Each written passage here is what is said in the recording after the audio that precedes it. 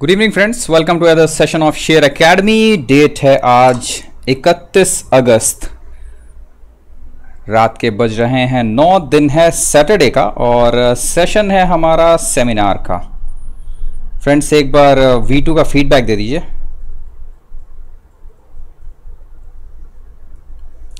Is it okay? Voice और video दोनों ही क्लियर आ रहे हैं? Yes, no?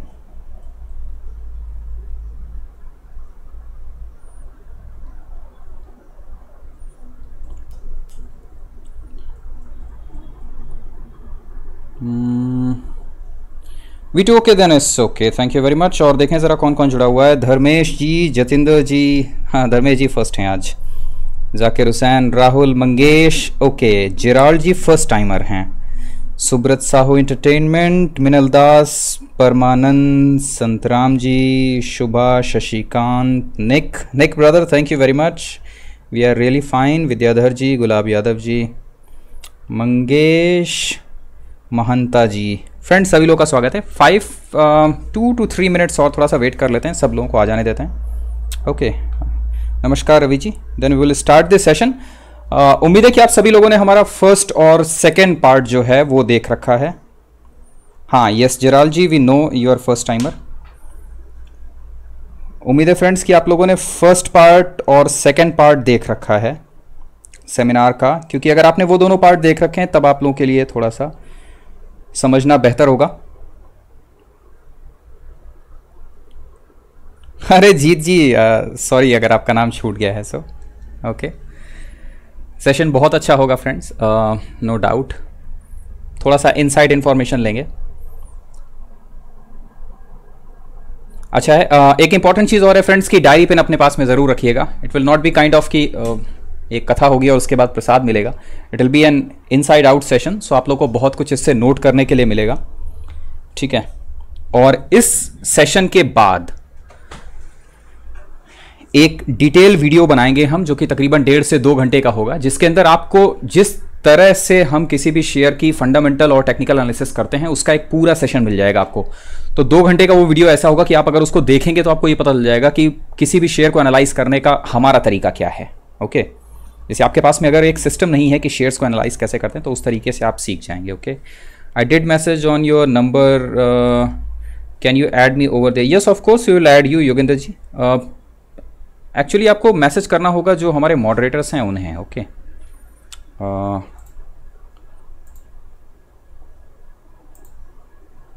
Just a minute friends, कुछ अपडेट्स किए हैं हमने, देखते हैं वो अपडेट्स कितने काम कर रहे हैं अभी।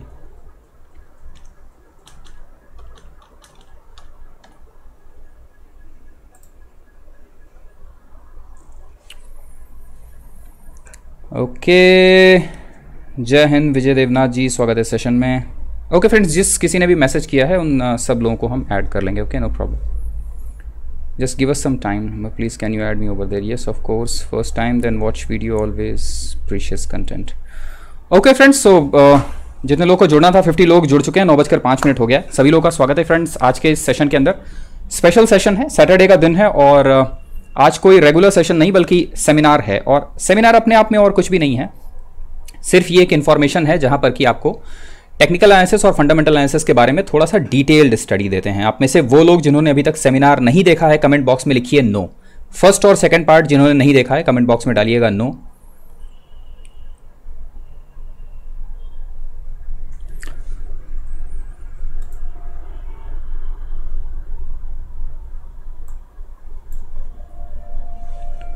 ओके, और अब जरा ध्यान से देखते रहिएगा फ्रेंड्स, और आपसे जो भी क्वेश्चंस पूछे जाते हैं उन क्वेश्चंस के आंसर देते रहिएगा, ठीक? ओके, फर्स्ट और सेकंड पार्ट में हमने प्योर जो टेक्निकल एनालिसिस थी उसे कंसीडर किया और टेक्निकल एनालिसिस को ऑलमोस्ट क्लियर कर दिया है। थर्ड पार्ट जो है इसके अंदर हम सबसे ज्यादा ध्यान देंगे फंडामेंटल एनालिसिस का। ओके, और अब जरा ध्यान से देखते रहिएगा आगे आने वाली कुछ फोटोग्राफ्स और आइडेंटिफाई करके हमें बताते रहिएगा कि आखिर ये कौन लोग हैं। ओके, कौन है ये? कमेंट बॉक्स में नाम डालते रहिएगा फ्रेंड्स। यकीन मानिए सेशन में बहुत मजा आने वाला है, ठीक है।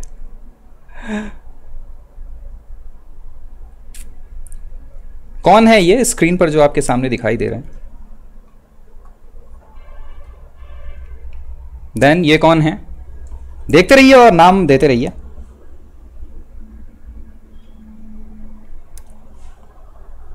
देखते रहिएगा और नाम डालते रहिएगा। गुड इवनिंग, सभी का स्वागत है फ्रेंड्स। ध्यान रखिएगा फ्रेंड्स, अगर आप सेशन से जुड़ते नहीं हैं, अगर आप पूरी तरह से इन्वॉल्व नहीं हो रहे हैं सेशन के अंदर, तो फिर आप मैक्सिमम नॉलेज नहीं लेकर जा पाएंगे यहां से। ओके,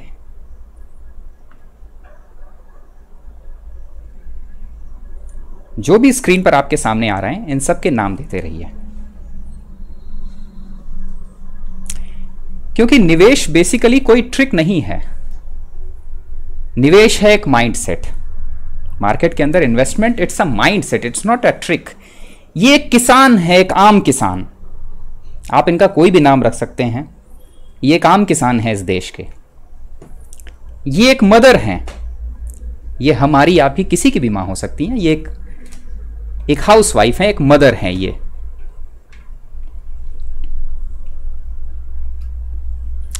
और ये हैं वो सारे लोग जिन्हें कि आपने अभी अभी देखा। अब हमारा क्वेश्चन आपसे सिर्फ एक है फ्रेंड्स, इन सभी लोगों में क्या चीज है जो कॉमन है? वो क्या है जो इन सब लोगों में कॉमन है? अगर आपको नाम नहीं पता है तो हम बता देते हैं। Mahendra Singh Dhoni, Warren Buffett, Einstein, Bruce Lee, Abdul Kalam, Usain Bolt, Viswanathan Anand, और एक है किसान और एक है आपकी मदर, हम सबकी मदर। इन सभी लोगों में क्या है जो कॉमन है?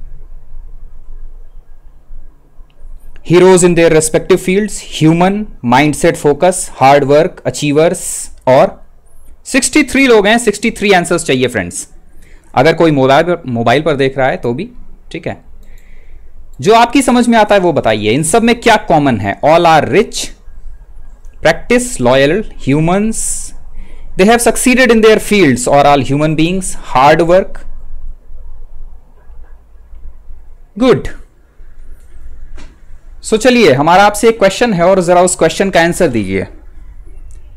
क्या इनमें से किसी ने भी आधे घंटे या 1 घंटे का कोई सेमिनार अटेंड करने के बाद अपने क्षेत्र में सफलता पाई है?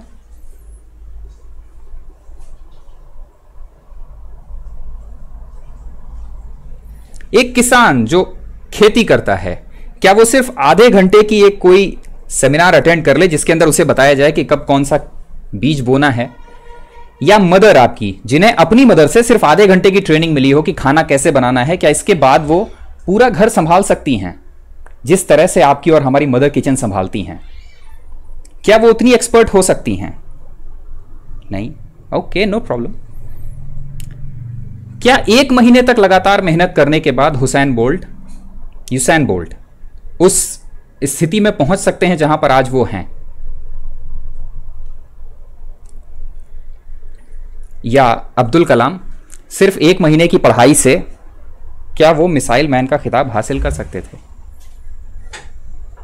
या for that matter MS Dhoni 1 महीने का कोई एक सेशन अटेंड करते और उसके बाद वो महेंद्र सिंह धोनी बन जाते?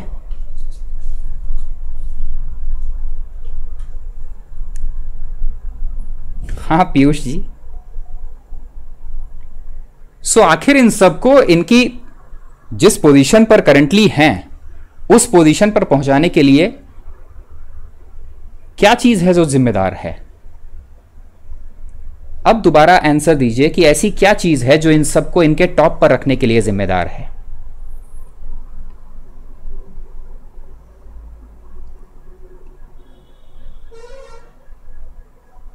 वो क्या चीज है?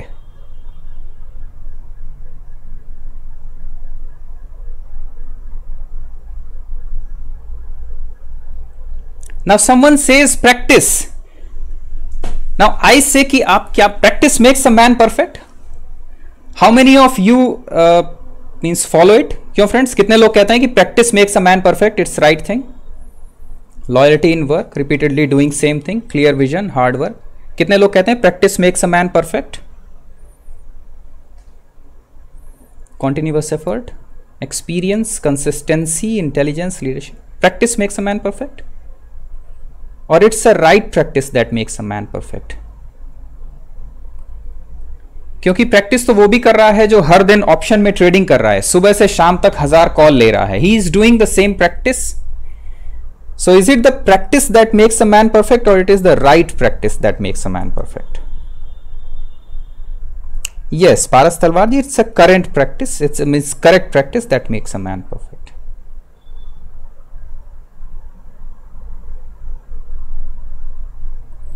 Okay.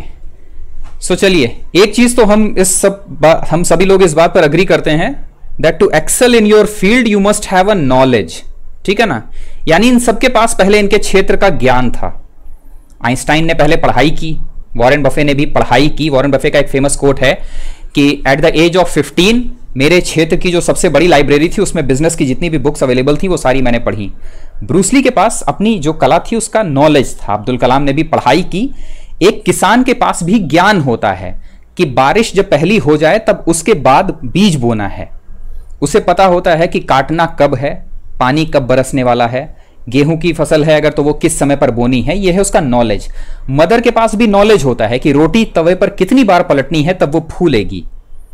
विश्वनाथन आनंद के पास भी नॉलेज था जिसे बाद में उन्होंने प्रैक्टिस की.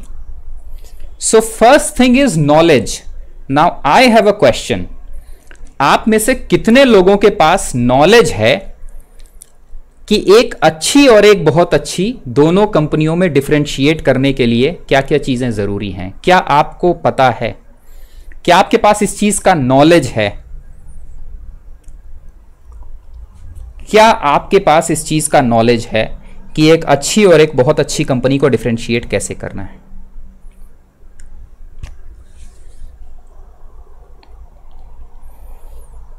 और अगर आप कंपेयर कीजिए इनके नॉलेज और अपने नॉलेज के साथ, तो क्या आपको लगता है कि जितना नॉलेज इन लोगों के पास में है उतना आपके पास में है?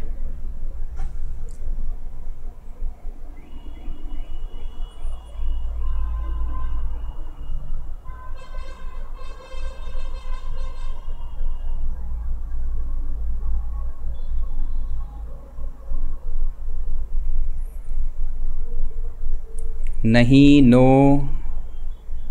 ओके. सो फर्स्ट थिंग जो हमारी रिस्पॉन्सिबिलिटी है वो क्या है? नॉलेज. और जरा ध्यान से देखिए कि इनमें से ये सारे लोग ऐसे हैं जो पैसे के पीछे नहीं भागते, ये सिर्फ नॉलेज के पीछे भागते हैं. ये अपने नॉलेज पर ध्यान देते हैं और पैसा अपने आप इनके पीछे आता है.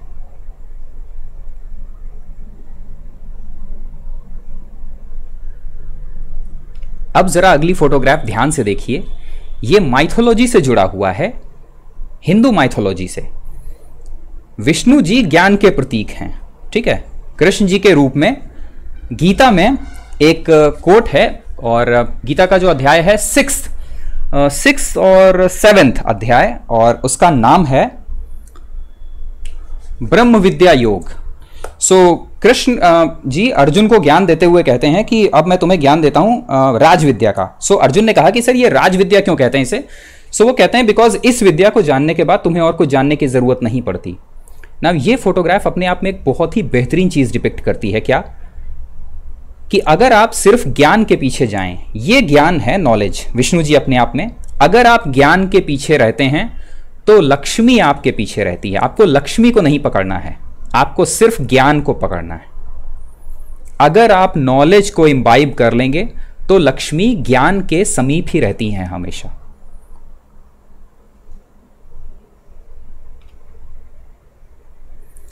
उम्मीद है फ्रेंड्स कि आप लोगों में से बहुत सारे लोगों ने ये वीडियो देख रखा है हमारा, कि मार्केट में आने वाले लोग नॉलेज जीरो और प्रॉफिट डबल करना चाहते हैं. अगर नहीं देखा है तो इसे देख लीजिए, आपके कॉन्सेप्ट थोड़े से और क्लियर हो जाएंगे. इस तरह के वीडियोस आपको मार्केट में बहुत सारे मिलेंगे, जहां की RSI ट्रेडिंग टिप्स से कमाएं 5 से 10,000 रुपए, सपोर्ट और रेसिस्टेंस के सीक्रेट्स, हर दिन 16,000 रुपए कमाएं, 45,000 रुपए कमाएं, मैकडी, ये सारे वीडियोस देख रखे हैं सभी ने. कोई ऐसा जिन्होंने यूट्यूब पर इनमें से कोई वीडियो नहीं देखा है या इस तरह के वीडियोस नहीं देखे हैं? ये सब कुछ मिलते रहते हैं ना, श्योर शॉर्ट टिप्स, सब कुछ.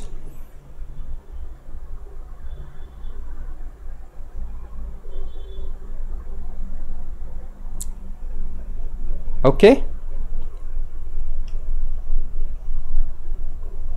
कोई ऐसा जिसने नहीं देखे हैं ये सारे वीडियोस? देखे हुए हैं ना? अब जो आपको हम वीडियो दिखाने जा रहे हैं उसे बहुत ध्यान से देखिएगा और बहुत ध्यान से सुनिएगा।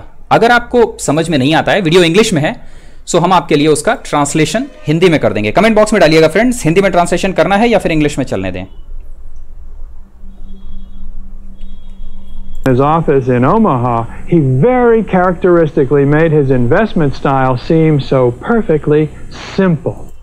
एक इंटरव्यूअर है जिन्होंने बहुत पहले वॉरेन बफे का इंटरव्यू लिया था ओमाहा में, और उन्होंने कहा कि उनसे बात करने के बाद मुझे पता चला कि उनकी इन्वेस्टमेंट का जो स्टाइल है वो बहुत सिंपल है। ध्यान से सुनते रहिएगा। The first rule in investment is don't lose, and the second rule in investment is don't forget the first rule, and that's all the rules there are. I mean, सभी को पता है वॉरेन बफे का जो coat है कि first rule है कि पैसा कभी भी लूज मत करो, और सेकंड रूल है कि कभी भी फर्स्ट रूल मत भूलो। If you buy things for far below what they're worth and you buy a group of them, you basically don't lose money. कहा कि किसी भी चीज को उसकी जो वैल्यू है उस वैल्यू के नीचे बाय करो, बट ये सारी इंपॉर्टेंट इंफॉर्मेशन नहीं है। इंफॉर्मेशन वो इंपॉर्टेंट है जिसके ऊपर हम आपसे कहेंगे कि ध्यान दीजिए। Warren, what do you consider the most important quality for an investment manager? It's the temperament. इन्होंने कहा कि किसी भी इन्वेस्टमेंट मैनेजर के अंदर या हमारे आपके जैसे जो रिटेल निवेशक हैं उनके अंदर सबसे इंपॉर्टेंट क्वालिटी क्या होनी चाहिए? Quality, not an intellectual quality. You don't need tons of IQ in this business. I mean, you have to have enough IQ to get from here to downtown Omaha, but you do not have to be able to play three-dimensional chess or be in the top leagues in terms of bridge playing or something of the sort. एक simple information दे रहे हैं। Warren Buffett कह रहे हैं कि एक बेहतरीन निवेशक बनने के लिए आपको सिर्फ 5th क्लास की मैथमेटिक्स जितनी चाहिए उतनी मैथमेटिक्स चाहिए। आपके अंदर इतना IQ होना चाहिए कि आपको किसी शहर में छोड़ दिया जाए तो आप एक जगह से दूसरी जगह पहुंच सकें। और यही आज हम करने वाले हैं फ्रेंड्स। इस पूरे सेशन के दौरान हम यही देखेंगे कि फंडामेंटली, अभी तक टेक्निकल्स हो गए हैं, फंडामेंटली अगर आपको किसी भी कंपनी को एनालाइज करना है कि यह कंपनी खरीदने लायक है या नहीं, तो आपको किन किन चीजों पर ध्यान देना चाहिए। शुरू करते हैं। स्टेप बाय स्टेप इस्तेमाल करेंगे जिस एक पर्टिकुलर वेबसाइट का, उसका नाम है मनी कंट्रोल। ध्यान दीजिए कि अगर आपको किसी भी शेयर को एनालाइज करना है तो सबसे पहली चीज जो आपको करनी है वो सिंपल मनी कंट्रोल पर आइए और किसी भी कंपनी का नाम डालिए, जैसे कि टाटा मोटर्स। सर्च बॉक्स में 2 तरह की इंफॉर्मेशन निकल कर आएंगी आपके सामने, एक स्टैंड अलोन बेसिस पर कोई भी कंपनी और दूसरी कंसोलिडेशन बेसिस पर। ठीक, सबसे इंपॉर्टेंट चीज है जो आपको किसी भी कंपनी में सबसे पहले ध्यान रखनी है, दैट इज बिजनेस मॉडल। कोई कंपनी आखिर काम क्या करती है? आखिर क्यों वॉरेन बफे ये कहते हैं कि I don't by what I don't understand? आप में से कितने लोग ऐसे हैं जिन्हें वाकई पता है कि डेल्टा कॉर्प का काम क्या है? फ्रेंड्स, हां या ना? कितने लोगों को पता है कि डेल्टा कॉर्प क्या काम करती है? मालूम है? या कितने लोग ऐसे हैं कि किसी भी शेयर को बाय करने से पहले आप वाकई ये देखना चाहते हैं कि वो कंपनी किस तरह के बिजनेस में है? अगर हमें गैलेक्सी सर्फेक्टेंट को बाय करना है तो आखिर ये कंपनी बनाती क्या है, इसका बिजनेस क्या है? या राइट्स, RITES क्या काम करती है? राइट्स किसी ने देखा ये कि कंपनी का बिजनेस मॉडल है क्या, या बस सीधे जो समझ में आया सामने दिखा और डिस्कस हुआ और बाय कर लिया? सी, so the first thing that you must understand, yes, the first thing that you must understand कि बिजनेस मॉडल क्या है, कंपनी क्या बनाती है, क्या करती है।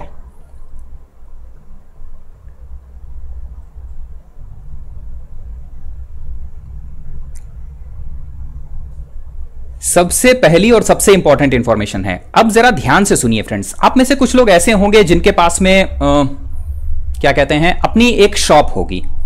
मान लीजिए अगर किसी की शॉप्स मेडिकल स्टोर है तो उसे मेडिकल स्टोर के बारे में ज्यादा अच्छी इंफॉर्मेशन होगी।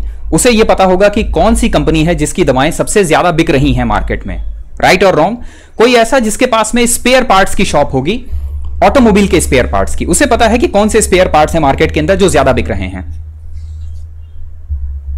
कोई ऐसा जिसका एक जनरल स्टोर है, उसे पता है कि FMCG सेक्टर के वो कौन से कंपनियां हैं जिनका माल सबसे ज्यादा बिकता है। हां या ना? अगर आप ऐसे किसी भी बिजनेस के अंदर हैं तो आप कहीं बेहतर डिसीजन ले सकते हैं इन पर्टिकुलर कंपनियों के बारे में। जैसे कि बैटरी के बिजनेस में काम करने वाले बहुत सारे लोगों ने हमारे ही चैनल पर आकर, सब्सक्राइबर थे हमारे, आकर उन्होंने बताया कि सर बैटरी बिजनेस सक्सेसफुल नहीं होगा इंडिया के अंदर, स्पेशली इलेक्ट्रिक व्हीकल्स 4 व्हीलर के अंदर। क्यों? क्योंकि इंडिया का जो वेदर है वो बैटरीज के लंबे समय तक सस्टेनेबिलिटी के लिए नहीं बना है।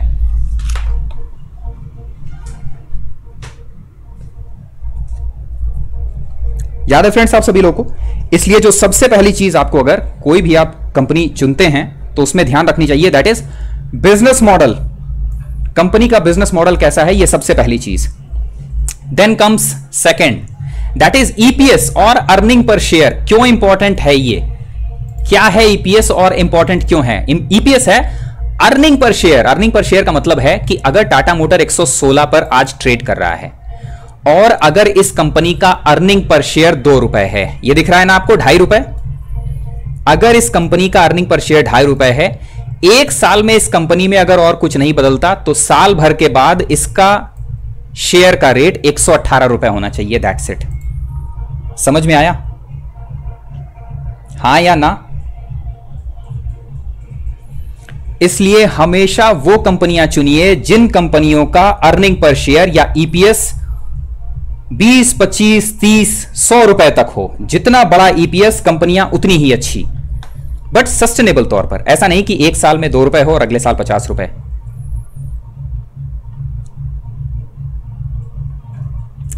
समझ आया फ्रेंड्स? इसलिए हमेशा ध्यान रखिए। एनबीसीसी को अवॉइड करने के लिए क्यों कहा हमने? क्योंकि एनबीसीसी का अर्निंग पर शेयर 2 रुपए था, याद है ना? एनबीसीसी को हमेशा अवॉइड करने के लिए कहते हैं। क्यों कहते हैं? क्योंकि एनबीसीसी का अर्निंग पर शेयर 2 रुपए, यही कहते हैं ना। तो 2 रुपए का मतलब अगर कंपनी 50 रुपए पर है तो पूरे साल भर के बाद कायदे से उसको सिर्फ 52 रुपए पर होना चाहिए बस, अगर उसके अंदर स्पेकुलेशन नहीं हुआ तो। सो कमेंट बॉक्स में डालिए #EPS। सबसे पहली चीज है जो आपको बताएगी कि कंपनी खरीदने लायक है या नहीं। सबसे पहले पूछिए, अगर कोई कहता है ना कि टाटा मोटर्स बाय कर लो तो उससे पूछ लीजिए कि ईपीएस कितना है, मेरे को केवल इतना बताओ बस। कमेंट बॉक्स में डालिए #EPS। Second, PE, price to earning. Currently company का रेट क्या चल रहा है? अगर किसी भी कंपनी का रेट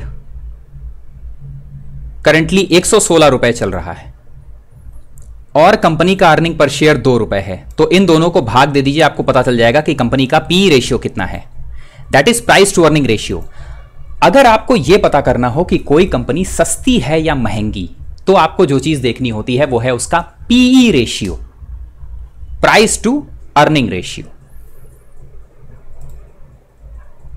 कैसे निकलता है प्राइस टू अर्निंग रेशियो? किसी भी कंपनी के प्राइस को भाग दे दीजिए उसके ईपीएस से। अगर ये 10 से लेकर 20 तक भी मिल रहा है तो हम कहते हैं कि कंपनी चीप है। अगर ये 50 रुपए से ज्यादा है तब आमतौर पर माना जाता है कि कंपनी बहुत महंगी है। ठीक। सेकेंड चीज जिस पर आपको ध्यान देना चाहिए that is P ratio. Clear है ये? हां या ना फ्रेंड्स?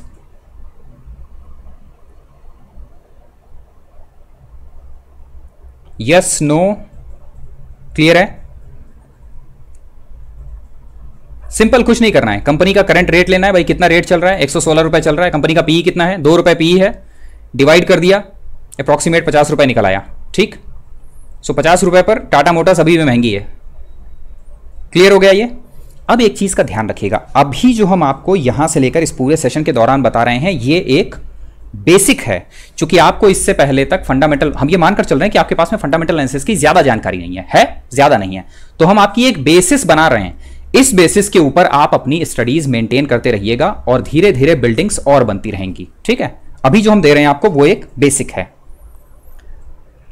देन थर्ड थिंग जो कि बहुत इंपॉर्टेंट है that is book value, price to book. Pratap ji इसे दोबारा से रिपीट करके सुन लीजिएगा। कमेंट बॉक्स में डालिए #बुक वैल्यू। क्या है भाई बुक वैल्यू? किसी भी कंपनी की बुक वैल्यू क्या है? #बुक वैल्यू कमेंट बॉक्स में डालिए या फिर बीवी। फ्रेंड्स ध्यान रखिएगा, यहां पर कोई कथा नहीं चल रही है सत्यनारायण की। ठीक है, कि कथा हो गई और उसके बाद आपको प्रसाद मिला और आप लेकर घर चले गए। अगर आपने इस पूरे सेमिनार से 10 to 20% इंफॉर्मेशन भी ले ली, अगर आपका माइंड सेट ये बन गया ना कि भाई मुझे ये देखे बिना कंपनी नहीं खरीदनी है, तो फिर ये समझ लीजिए कि आपने भविष्य बना लिया, आप घटिया कंपनियों से दूर रहेंगे।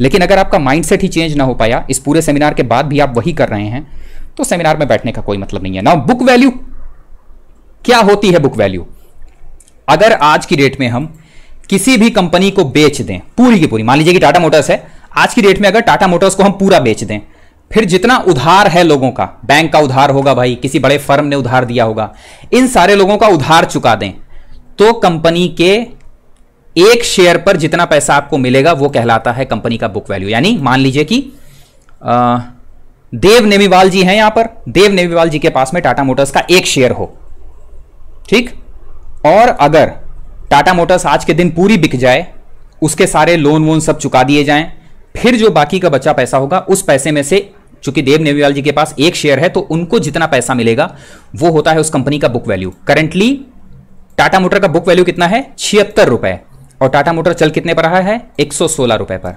हमेशा ध्यान रखिए, अगर कंपनी फंडामेंटली बहुत स्ट्रांग है और अगर आपको वो कंपनी बुक वैल्यू के नीचे मिल रही है, इस बुक वैल्यू के नीचे अगर मिल रही है, तो ये समझिए अरे प्रेफरेंशियल शेयर, पारस जी और इतना डिटेल के अंदर जाएंगे तो अभी आधे लोग पूछने लगेंगे कि प्रेफरेंशियल शेयर क्या है, ठीक है ना। सो अभी वहां तक जा ही नहीं रहे, अभी तो बिल्कुल बेसिक दे रहे हैं, ठीक।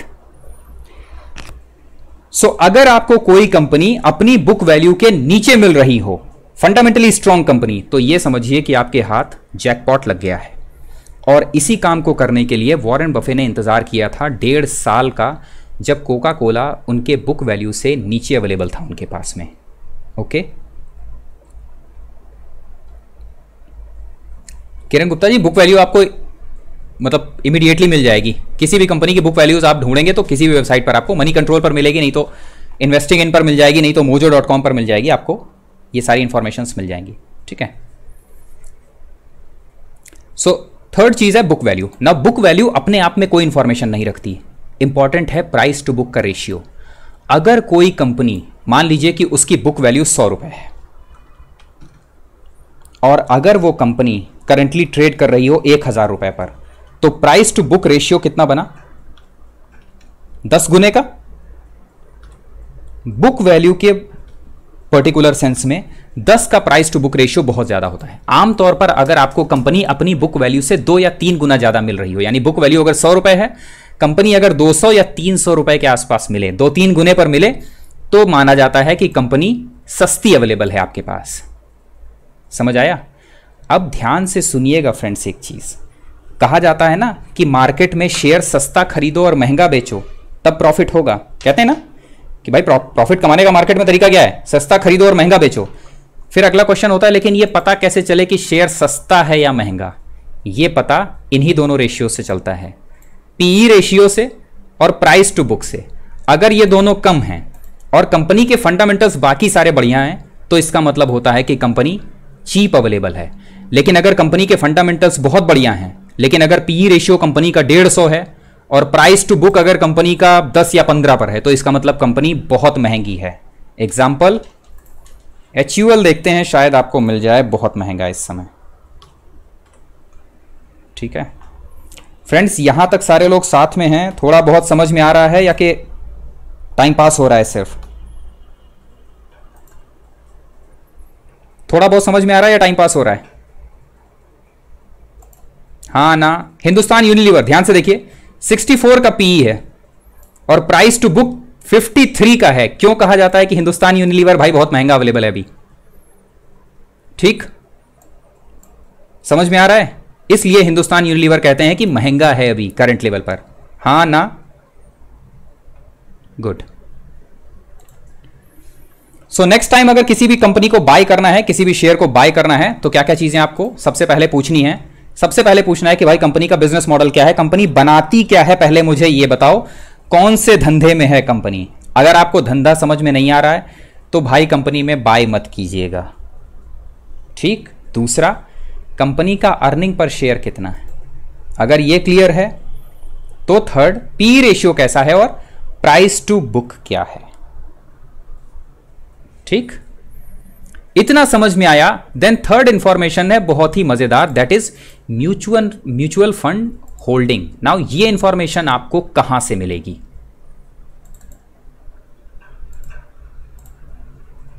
जस्ट अ मिनट फ्रेंड्स, ठीक है, ध्यान से देखिएगा। ये इंफॉर्मेशन आपको मिलेगी मनी कंट्रोल में ही, सबसे नीचे चले आइएगा, म्यूचुअल फंड होल्डिंग। नाउ ये इंपॉर्टेंट इंफॉर्मेशन इतनी इंपॉर्टेंट क्यों है? बहुत ज्यादा इंपॉर्टेंट नहीं है, बट म्यूचुअल फंड होल्डिंग एक इंपॉर्टेंट इंफॉर्मेशन है। क्यों? म्यूचुअल फंड के जो मैनेजर्स हैं, फंड मैनेजर्स, वो आमतौर पर सारे के सारे समझदार लोग हैं। ठीक, समझदार लोग क्या करते हैं कि किसी भी कंपनी को बाय करने से पहले उसे अच्छी तरह से स्टडी करते हैं। आमतौर पर आप देखेंगे कि अगर किसी कंपनी में हालत खराब होने वाली है तो म्यूचुअल फंड्स उस कंपनी से निकलना शुरू कर देते हैं। म्यूचुअल फंड्स उस कंपनी से निकलकर भागना शुरू कर देते हैं। एक समय, अगर इसे सिर्फ इसके फर्स्ट 3 डिजिट्स लेते हैं, ठीक है ना, तो 644 म्यूचुअल फंड्स के पास में जो शेयर्स थे वो 1/3 रह गए हैं टाटा मोटर्स के। आखिर म्यूचुअल फंड्स ने अपनी पोजीशन टाटा मोटर्स से क्यों घटाई? इसका मतलब है कि म्यूचुअल फंड्स को यह पता है कि टाटा मोटर्स की हालत खराब है। हमेशा ये एक एडिशनल इंफॉर्मेशन है जो फ्री ऑफ कॉस्ट आपके पास अवेलेबल होती है। इसका मतलब क्या है कि आप किसी और के नॉलेज का इस्तेमाल कर रहे हैं। फ्रेंड्स, बहुत मजेदार इंफॉर्मेशन है। अगर आप लोगों ने हमारी जो केस स्टडी थी HEG और ग्रेफाइट की, वो दोनों केस स्टडीज अगर आपने देखी हो तो देखिएगा, उसके अंदर एक बेहद इंपॉर्टेंट इंफॉर्मेशन थी कि HEG जब अपने हाईएस्ट लेवल के पास में था, इस लेवल के पास से ज्यादातर म्यूचुअल फंड्स HEG से निकल गए हैं। क्यों निकल गए हैं? क्योंकि उनको पता था कि HEG के अंदर अब प्रॉफिट बुकिंग आने वाली है, कंपनी डाउन ट्रेंड में आने वाली है। इसलिए थर्ड इंफॉर्मेशन जो आपके पास फ्री ऑफ कॉस्ट अवेलेबल है, कुछ नहीं करना है आपको, सिंपल उसके म्यूचुअल फंड्स की समरी खोलिए। म्यूचुअल फंड की समरी में आपको मिल जाएगा कि भाई कंपनी में कितने लोग ऐसे हैं, कितने म्यूचुअल फंड्स ऐसे हैं जो या तो शेयर्स में बाय कर रहे हैं या शेयर से दूर रह रहे हैं। तो अगर म्यूचुअल फंड किसी भी शेयर से भाग रहे हैं तो आपको ऐसे शेयर से भागना ही चाहिए। जी हाँ, बिल्कुल सही है विजय देवनाथ जी, ठीक है। सो नेक्स्ट इंफॉर्मेशन है कि म्यूचुअल फंड की होल्डिंग कितनी है कंपनी में। नाउ म्यूचुअल फंड की होल्डिंग के बाद अगली जो बेहद इंपॉर्टेंट इंफॉर्मेशन है, सभी को पता है, प्रमोटर्स की होल्डिंग।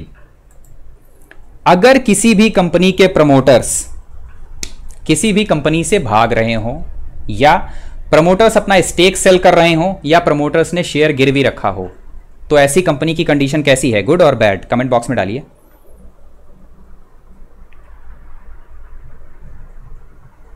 हाँ या ना फ्रेंड्स, कंपनी की हालत कैसी है अगर प्रमोटर्स भाग रहे हैं कंपनी से तो? और ये इंपॉर्टेंट इंफॉर्मेशन आपको मिलेगी कहां से?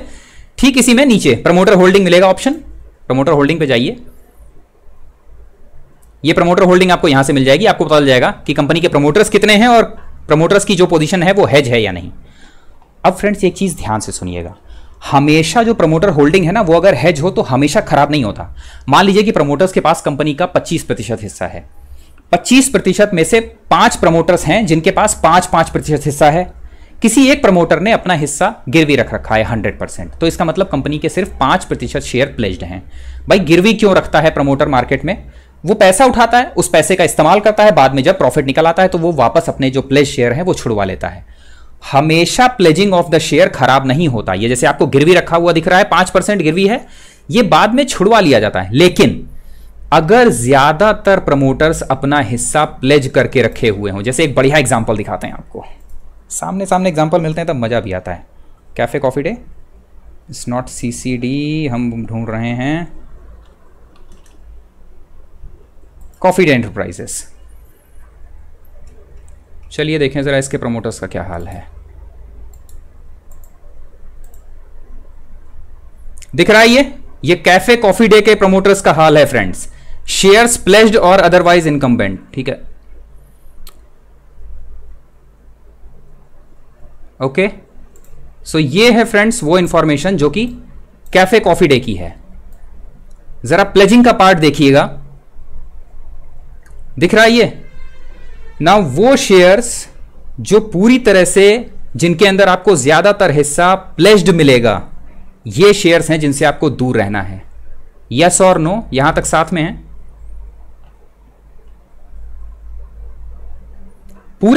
प्लेजिंग के भी कितना परसेंटेज प्लेज हो रहा है वो। ओके, सो ये दो इंपॉर्टेंट इंफॉर्मेशन है जो आपको फ्री ऑफ कॉस्ट मिलती हैं, आपके शेयर्स के बारे में फ्री ऑफ कॉस्ट इंफॉर्मेशन देती हैं, जिसमें आपको कुछ भी नहीं करना है। सौरभ जी, दैट डिपेंड्स, ठीक है ना, क्वार्टरली, ये रिजल्ट्स क्वार्टरली बेसिस पर होते हैं। ओके, जब जब रिजल्ट्स आते हैं या फिर अगर चेंज आता है किसी कंपनी में और कंपनी ने बीएससी को इंफॉर्मेशन दी कि भाई हमारे 15% शेयर्स प्लेज्ड हैं, तो वो इंफॉर्मेशन इस पर अपडेट हो जाती है। ओके, नाउ देन कम सबसे इंपॉर्टेंट है बैलेंस शीट। ठीक, अब यहां तक जितनी इंफॉर्मेशन थी ये थी सारी की सारी बेसिक। अब आती है इंपॉर्टेंट इंफॉर्मेशन जो है बैलेंस शीट। किसी भी शेयर के बारे में अगर आपको कंपनी के बारे में मोटा मोटी इंफॉर्मेशन लेनी है कि भाई कंपनी में कंपनी की हालत कैसी है, तो आपको जो चीज सबसे ज्यादा ध्यान से देखनी चाहिए that is it's balance sheet. Comment box में डालिए #बैलेंस शीट। अभी तक सब ठीक है फ्रेंड्स? अभी तक समझ में आ रहा है जितना भी डिस्कस कर रहे हैं आपके साथ में, या कुछ ऐसा है जो सर के ऊपर से निकल रहा है, या मतलब सेशन कैसा है अभी तक का? नॉलेज है या नहीं है? क्योंकि हम सिर्फ और सिर्फ नॉलेज पे ही ध्यान दे रहे हैं।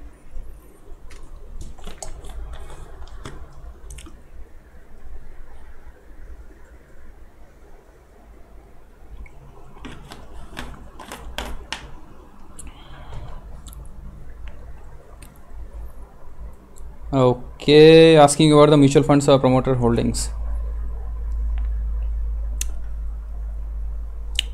सौरभ जी, ये जैसे इंफॉर्मेशन ये लोग अपडेट करते हैं सेबी के पास में, वैसे इंफॉर्मेशन इनके पास अपडेट हो जाती है। ओके ओके फ्रेंड्स, अब ध्यान से सुनिएगा। देखिए, किसी भी बैलेंस शीट के अंदर आपको हजारों इंफॉर्मेशन मिलती है। ठीक, हमको हजारों इंफॉर्मेशन पर नहीं जाना है, हमको उस बैलेंस शीट से वो इंफॉर्मेशन निकालनी है जो हमारे काम की है। वरना आप लेकर इस तरह की बैलेंस शीट को पूरे दिन बैठे रहेंगे, आपको कुछ समझ नहीं आएगा। ठीक, तो हमारे लिए इंपॉर्टेंट इंफॉर्मेशन क्या है किसी भी बैलेंस शीट के अंदर? वो इंफॉर्मेशन जो हमारे काम की है, हमको सिर्फ उससे मतलब है, बाकी सब इससे नहीं। ठीक, अब ध्यान से देखिए कि बैलेंस शीट में जिन चीजों को आपको सबसे ज्यादा ध्यान से देखना चाहिए वो कौन कौन सी हैं। सबसे पहला शेयर कैपिटल। हमेशा ध्यान रखिए कि टोटल शेयर कैपिटल, अगर किसी भी कंपनी की टोटल शेयर कैपिटल लगातार बढ़ती हुई हो, कैसे? पहले हो 10 या मान लीजिए 1, देन उसके बाद हो जाए 2, देन 2 रहे, देन उसके बाद हो जाए 3, देन उसके बाद 3, तो इसका मतलब क्या है? बेसिकली शेयर कैपिटल का मतलब क्या है? शेयर कैपिटल का मतलब है कि तारा खत्री जी की एक कंपनी थी, इन्होंने मार्केट में लिस्ट की, 100 शेयर्स थे कंपनी के 1-1 रुपए के, 50 शेयर इन्होंने मार्केट में डाल दिए, 50 शेयर इनके अपने पास हैं। 50 रुपए का एक शेयर 1-1 रुपए का था, टोटल 50 शेयर इन्होंने मार्केट में डाले, सारे लोगों ने मिलकर 1-1 शेयर खरीद लिए। तारा खत्री जी के पास कितने शेयर बचे? 50। ठीक, अब ये क्या करते हैं, अगले साल इनको और पैसे की जरूरत पड़ी, इन्होंने अपने बचे हुए 50 शेयरों में से 10 शेयर मार्केट में और डाल दिए। तो अभी तक मार्केट की शेयर कैपिटल थी 50 रुपए, 10 शेयर जब इन्होंने अपने और निकालकर मार्केट में डाले तो मार्केट की शेयर कैपिटल हो गई 60 रुपए। अगले साल इनको पैसे की और जरूरत पड़ी, इन्होंने फिर अपने 10 शेयर उठाकर मार्केट के अंदर बेच दिए। तो इसका मतलब हो क्या रहा है? जरा ध्यान से समझिए कि आखिर हो क्या रहा है। हो ये रहा है कि आदमी लगातार अपना जो शेयर है वो लिक्विडेट करता चला जा रहा है। भाई, कोई आदमी जिसको अपनी कंपनी पर भरोसा है वो अपने शेयर्स मार्केट में लगातार बेचता क्यों चला जा रहा है? शेयर कैपिटल लगातार बढ़ती क्यों चली जा रही है? इसका मतलब है कि कंपनी की हालत थोड़ी सी खराब है, आपको थोड़ा सा सावधान होने की जरूरत है। यस, इसीलिए अगर किसी भी कंपनी का टोटल शेयर कैपिटल आपको बढ़ता हुआ मिलता है तो आपको हमेशा सावधान हो जाना चाहिए। कंपनी का शेयर कैपिटल या तो भाई स्टैटिक रहे कि जितना आपने एक बार मार्केट में उतार दिया था उतना ही रहे, या फिर वो कम होता रहे। क्यों? 50 रुपए मिले थे उनको, उन्होंने अपना बिजनेस बढ़ाया, बिजनेस से प्रॉफिट हुआ, प्रॉफिट से जो इनको पैसा मिला इन्होंने क्या कहा, लो मार्केट से हम थोड़े शेयर्स और अपने खरीद लेते हैं वापस। बाय बैक होना हमेशा किसी भी शेयर के लिए अच्छा होता है। तो सबसे पहली और इंपॉर्टेंट इंफॉर्मेशन है, आपको शेयर कैपिटल देखना है। अगर शेयर कैपिटल लगातार बढ़ती रह रही है, भाई ऐसी कंपनी से एकदम दूर हो जाओ। हां या ना?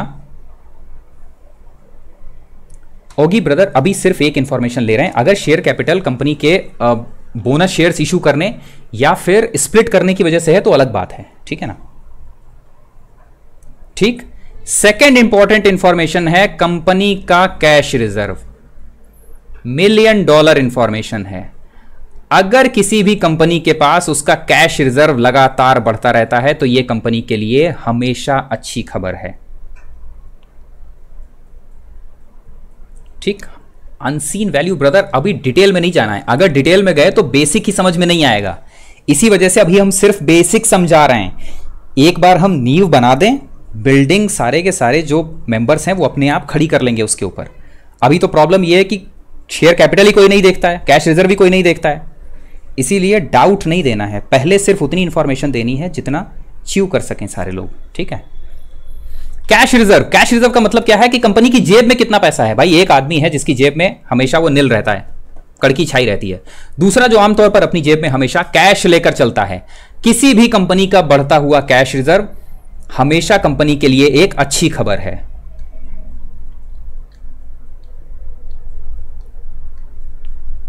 ठीक, इस चीज को ध्यान से समझिएगा फ्रेंड्स।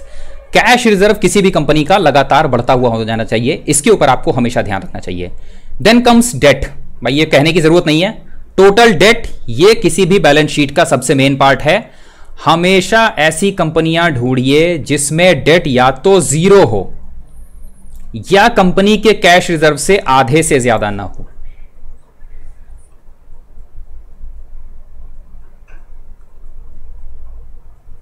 ठीक फ्रेंड्स, बहुत ध्यान से सुनिएगा। कंपनी का डेट हमेशा जीरो होना चाहिए। जरा ध्यान से सोचिए इस चीज को। रिलायंस इंडस्ट्रीज को आज तक कभी भी डेट फ्री होने की चिंता नहीं हुई। अभी रिलायंस इंडस्ट्रीज को डेट फ्री होने की चिंता क्यों हो रही है? कोई भी एक आदमी आंसर दे सकता है इस चीज को? कोई भी आदमी बता सकता है? रिलायंस इंडस्ट्रीज की बैलेंस शीट में तकरीबन 1,45,000 करोड़ रुपए का डेट है। आखिर रिलायंस इंडस्ट्रीज को अभी डेट फ्री होने की चिंता क्यों हुई? हां ना, कोई बताए? जो भी फ्रेंड्स आपके पास में कमेंट्स हैं उसे डालिए। इस चीज का ध्यान रखिए फ्रेंड्स, ये सेशन आपके माइंडसेट के लिए है। अगर निवेशक वाला माइंडसेट आपके पास आ गया तो फिर आपको कभी भी किसी की मदद की जरूरत नहीं पड़ेगी। स्टैंड अलोन देखना है प्रतीक जी हमेशा। एक्सीलेंट ब्रदर, क्या बात है यार, आप लोगों के साथ सेशन करने में भी मजा आता है। गुड। देखिए, जब समय अच्छा चल रहा है तब तो भाई हम उधार ले लें, हमारा बिजनेस बढ़िया चल रहा है तो जो हमारा जनरेशन हो रहा है, पैसे का जनरेशन हो रहा है, उससे हम जो उधार है उसकी किस्तें चुका सकते हैं। लेकिन अगर हमारा धंधा मंदा होने लगे, बिजनेस चलना बंद हो जाए, तो जो उधार है उसकी किस्त तो हमको चुकानी ही है ना।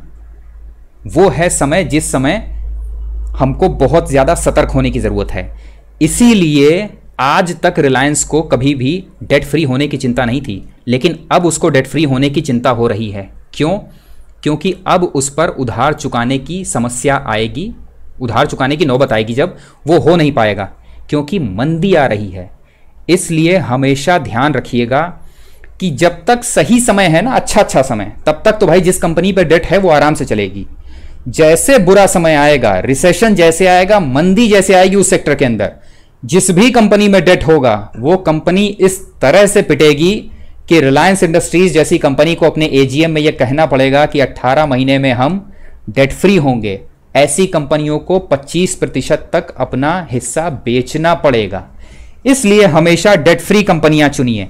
एक समय में हजारों कंपनीज आपको मिलेंगी जो आपको डेट फ्री मिलेंगी। हमेशा डेट फ्री कंपनी पर जाइए। ओके, सो बैलेंस शीट के ऊपरी हिस्से से अगर आपको कोई 3 इंफॉर्मेशन लेनी चाहिए तो वो टोटल शेयर कैपिटल स्टैटिक हो या घटता हुआ हो, कंपनी का कैश रिजर्व हमेशा बढ़ता हुआ होना चाहिए, और तीसरा कंपनी का डेट या तो वो नील हो या भाई कैश रिजर्व का आधा हो। अगर आधे से ज्यादा हुआ हम पैसा नहीं लगाएंगे, आपको लगाना हो आप लगा सकते हैं। ठीक। Second important information, inventories.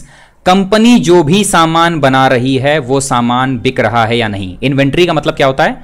Ware house में रखा हुआ सामान। ठीक है, जैसे टाटा मोटर्स, टाटा गाड़ियां बना रही है, गाड़ियां स्टोर में कितनी रखी हैं? मान लीजिए कि 2015 में 4800 गाड़ियां स्टोर में थी, उसके बाद 5000 हो गई, फिर मान लीजिए अगर 6000 होती, अगले साल 7000 होती, फिर 8000 होती, तो इसका मतलब क्या है यार, सामान तो इस आदमी का बिक ही नहीं रहा है। अगर सामान नहीं बिक रहा है तो प्रॉफिट कहां से आएगा? इसलिए इन्वेंट्रीज हमेशा कम होनी चाहिए। Then comes important information, current liabilities. क्या होती है करंट लाइबिलिटी? हमारे ऊपर पड़ी हुई ऐसी जिम्मेदारी जिसको 1 साल में हमको चुकाना है, ये पैसा हमको 1 साल में देना है। और सेकंड है करंट एसेट।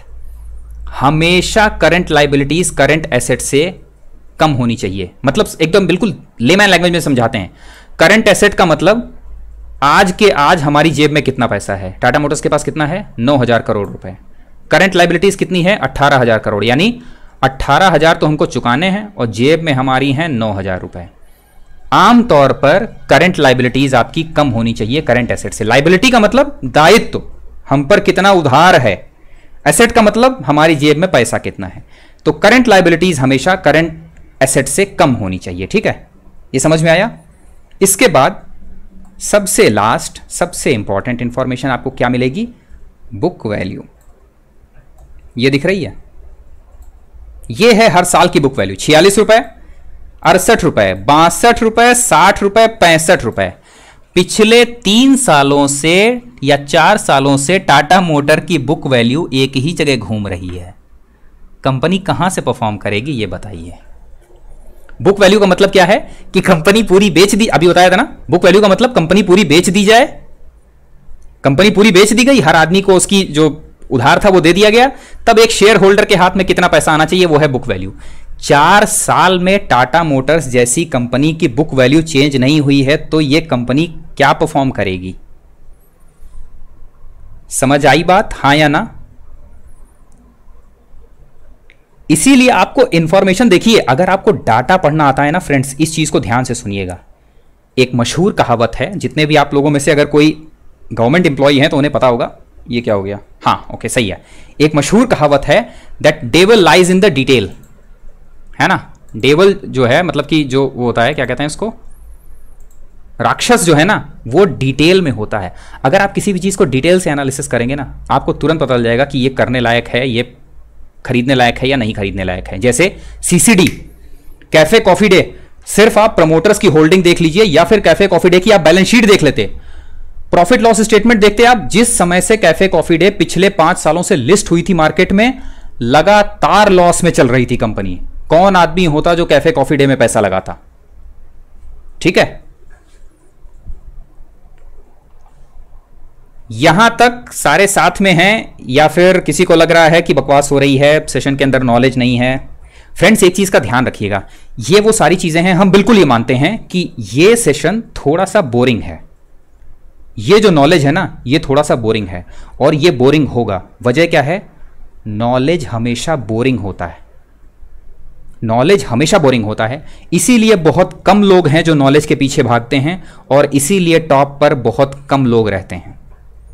नॉलेज हमेशा बोरिंग होता है, इसलिए हमेशा नॉलेज के पीछे भागिए, क्योंकि भीड़ से अलग रहना है आपको।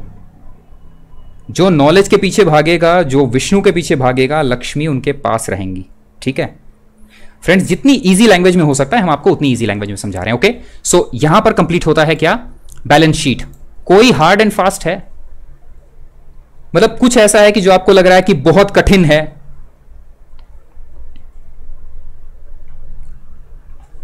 या कि जो समझा नहीं जा सकता है, या बैलेंस शीट बहुत कठिन हुआ करती है समझना? हाँ Jeet ji, that we can understand, boring है, but it's $1 million knowledge, it's a $1 million knowledge.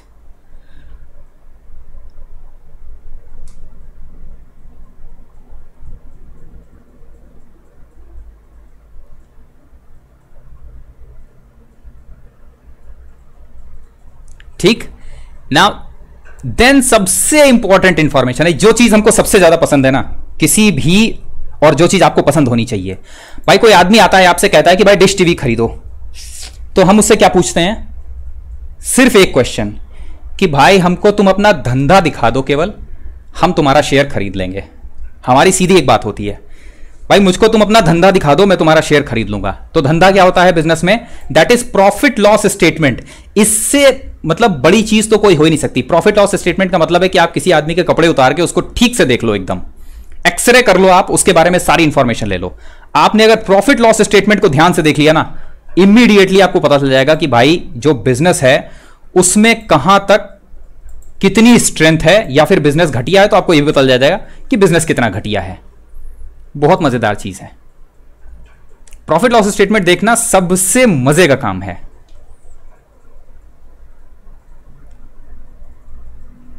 ये सेशन साथ ही साथ अपलोड भी हो रहा है ब्रदर। ये सेशन अपलोड होने में इसे वो मुश्किल शायद 1 घंटा लगेगा बस। ओके ठीक है। अब फ्रेंड्स ध्यान से देखिएगा और ध्यान से सुनते रहिएगा, आप लोगों को कुछ बहुत मजेदार बात बताएंगे कि क्यों हमेशा बिजनेस को कठिन रखा जाता है। ठीक, जस्ट अ मिनट फ्रेंड्स, एक इंपॉर्टेंट इंफॉर्मेशन देनी है आपको। कौन सी? ये तो हो गया बैलेंस शीट का, और यहीं से निकालते हैं। ठीक, हाँ ये आ गया बस। ओके ठीक है। अब फ्रेंड्स ध्यान से अरे 116, आज तो भाई सबसे ज्यादा लोग जुड़े हुए हैं सेशन में। अब फ्रेंड्स ध्यान से सुनिए, आर्टिफिशियली या जानबूझकर हमेशा जो फाइनेंस है इसे कठिन बनाया जाता है ताकि आम आदमी को समझ में ना आए। आपने आमतौर पर सुना होगा ना कि क्या कहते हैं, जब भी कभी भी बिजनेस चैनल वाले किसी भी क्वार्टरली रिजल्ट्स को एनालाइज करते हैं कि भाई टॉप लाइन जो है ना कंपनी की वो बढ़ रही है, या भाई बॉटम लाइन में प्रेशर आ रहा है। सुना है ना? हाँ या ना? हाँ या ना? टॉप लाइन बॉटम लाइन एकदम इजी समझा रहे हैं विद्याधर जी। मजेदार चीज यही है कि आप जितना आसान करके बताएं ताकि आप लोगों को आसानी से समझ में आए, उससे ज्यादा बढ़िया और कुछ नहीं हो सकता। सुना है? टॉप लाइन बॉटम लाइन सुन रखा है सबने कि भाई टॉप लाइन पर ऐसा है ना। अब क्वेश्चन ये कि कितने लोगों को समझ में आता है कि टॉप लाइन बॉटम लाइन क्या है? जितनों को नहीं समझ में आता है कमेंट बॉक्स में डालिए नो। क्या है टॉप लाइन बॉटम लाइन? इतनी आसान चीज को इतना कठिन करके बताते हैं ना ये लोग, ताकि किसी की समझ में ना आए, ताकि वो लोग आपको यस बैंक खरीदवाते रहें और आप यस बैंक खरीदते रहें।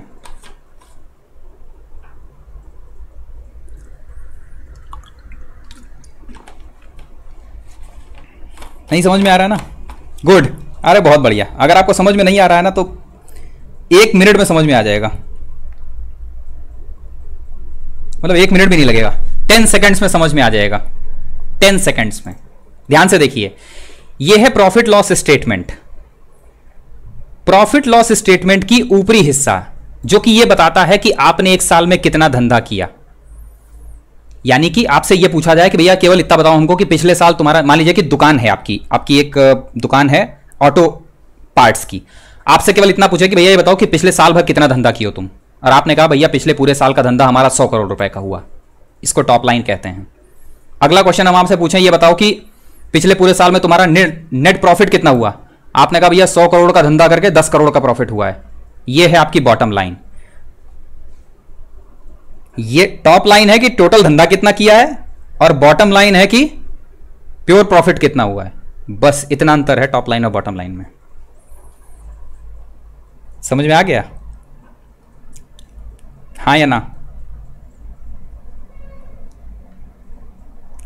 फ्रेंड्स ये $1 मिलियन इंफॉर्मेशन है, इसीलिए हम कहते हैं कि ये $1 मिलियन इंफॉर्मेशन है, और एक ऐसी इंफॉर्मेशन आपको आपके सामने दिखाएंगे।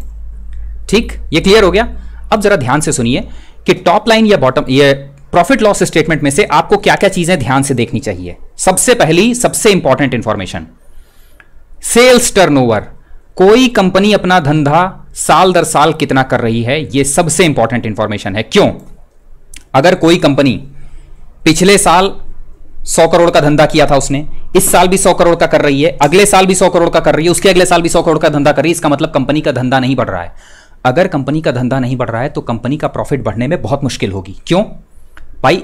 एक कार बेचकर एक आदमी ₹1 प्रॉफिट कमाता है, 2 कारें बेचेगा ₹2 प्रॉफिट कमाएगा, 3 कारें बेचेगा ₹3 प्रॉफिट कमाएगा। लेकिन अगर वो हर साल एक ही कार बेच रहा है तो उसका प्रॉफिट कभी भी नहीं बढ़ेगा। और अगर कंपनी का धंधा नहीं बढ़ रहा है तो भाई ऐसी कंपनी में हाथ मत लगाइएगा। इसीलिए हमेशा कंपनी का टॉप लाइन बढ़ते ही रहना चाहिए। अगर आपको कंपनी का टॉप लाइन बढ़ते हुए दिख रहा है, यानी कि सेल्स टर्नओवर, कंपनी का धंधा हर साल बढ़ रहा है, कितना? अगर 10% भी बढ़ रहा है ना तो भी काफी है। ठीक है, सिर्फ इसका टॉप लाइन बढ़ते हुए होना चाहिए। एक चीज, सबसे इंपॉर्टेंट इंफॉर्मेशन। दूसरा, अदर इनकम, बट अभी नहीं, अदर इनकम अभी नहीं बताएंगे। ठीक है, थोड़ा सा और आगे चलते हैं तब अदर इनकम बताएंगे। तो एक तो ये चीज देख लीजिए कि सेल्स टर्नओवर कितना हुआ है, बाकी इसके अलावा इसमें और कुछ मत देखिए। अगली इंपॉर्टेंट इंफॉर्मेशन देखिए, ऑपरेटिंग प्रॉफिट। ना ऑपरेटिंग प्रॉफिट क्या है, ध्यान से सुनिएगा।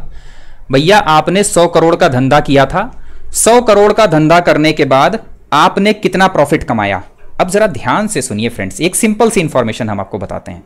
क्या हुआ कि मान लीजिए भद्रेश जी ने 100 करोड़ का धंधा किया। भद्रेश जी की अपनी जो इनका धंधा था उसमें इन्होंने 100 करोड़ का धंधा किया। साल के आखिर में इनके पास में आते आते जो प्रॉफिट था वो कुछ भी नहीं था, बल्कि ये 10 करोड़ के लॉस में थे भद्रेश जी। अब ये बड़े परेशान हुए। क्यों? क्योंकि साल के बाद खत्म होने के बाद अभी हम आने वाले थे और भद्रेश जी से पूछने वाले थे कि भाई धंधे में प्रॉफिट हुआ कि लॉस हुआ। इन्होंने अचानक से बुलाया अपने करोड़पति इन लॉस को। मान लीजिए कि इनके ससुर जी करोड़पति थे, वो आए, उन्होंने कहा बेटा ऐसा है कि देखो तुमको हम 20 करोड़ रुपए दिए देते हैं, ठीक है, ये रख लो। ब्रदर कोई हार्ड फीलिंग्स नहीं, आसान भाषा में इसलिए बता रहे हैं ताकि आप लोगों को समझ में आए, ठीक है ना। उम्मीद है कि बुरा नहीं मानेंगे आप लोग, बिल्कुल आसान भाषा में समझा रहे हैं इसलिए थोड़ा सा इंटरेस्टिंग रहे और आपको समझ में आए। उन्होंने कहा ऐसा करो, मेरी तरफ से ये 10 करोड़ रुपए रख लो चुपचाप अपने पास, इसको भी अपने बिजनेस में दिखा देना, लगा देना और दिखा देना कि तुम्हारे पास टोटल प्रॉफिट कितना आया है। 10 करोड़ का लॉस था, 20 करोड़ एडिशनल मिला, तो प्रॉफिट कितना हो गया? 10 करोड़ हो गया। हाँ या ना? यहां तक समझ में आ गया फ्रेंड्स? यहां तक समझ में आया? Yes no? समझ में आया? लेकिन जब हम आते हैं तो हम पूछते हैं कि भाई धंधे में प्रॉफिट कितना हुआ, तो भद्रेश जी ने कहा भैया 10 करोड़ का प्रॉफिट हुआ है हमारे पास पूरा। हमने कहा अच्छा, अपने धंधा करके 10 करोड़ का प्रॉफिट हुआ है या फिर किसी और से मिला है? तो भद्रेश जी ने कहा भाई देखो ऐसा है कि जो ये 20 करोड़ था ना, ये तो हमको अलग से मिला हुआ है, दूसरे लोगों ने दे रखा है, ये हमारा धंधे का प्रॉफिट नहीं है। तो हमने कहा अच्छा, तो जो धंधे का प्रॉफिट है वो बताओ। तो उन्होंने कहा भैया इसमें तो 10 करोड़ का हमको लॉस हो गया है।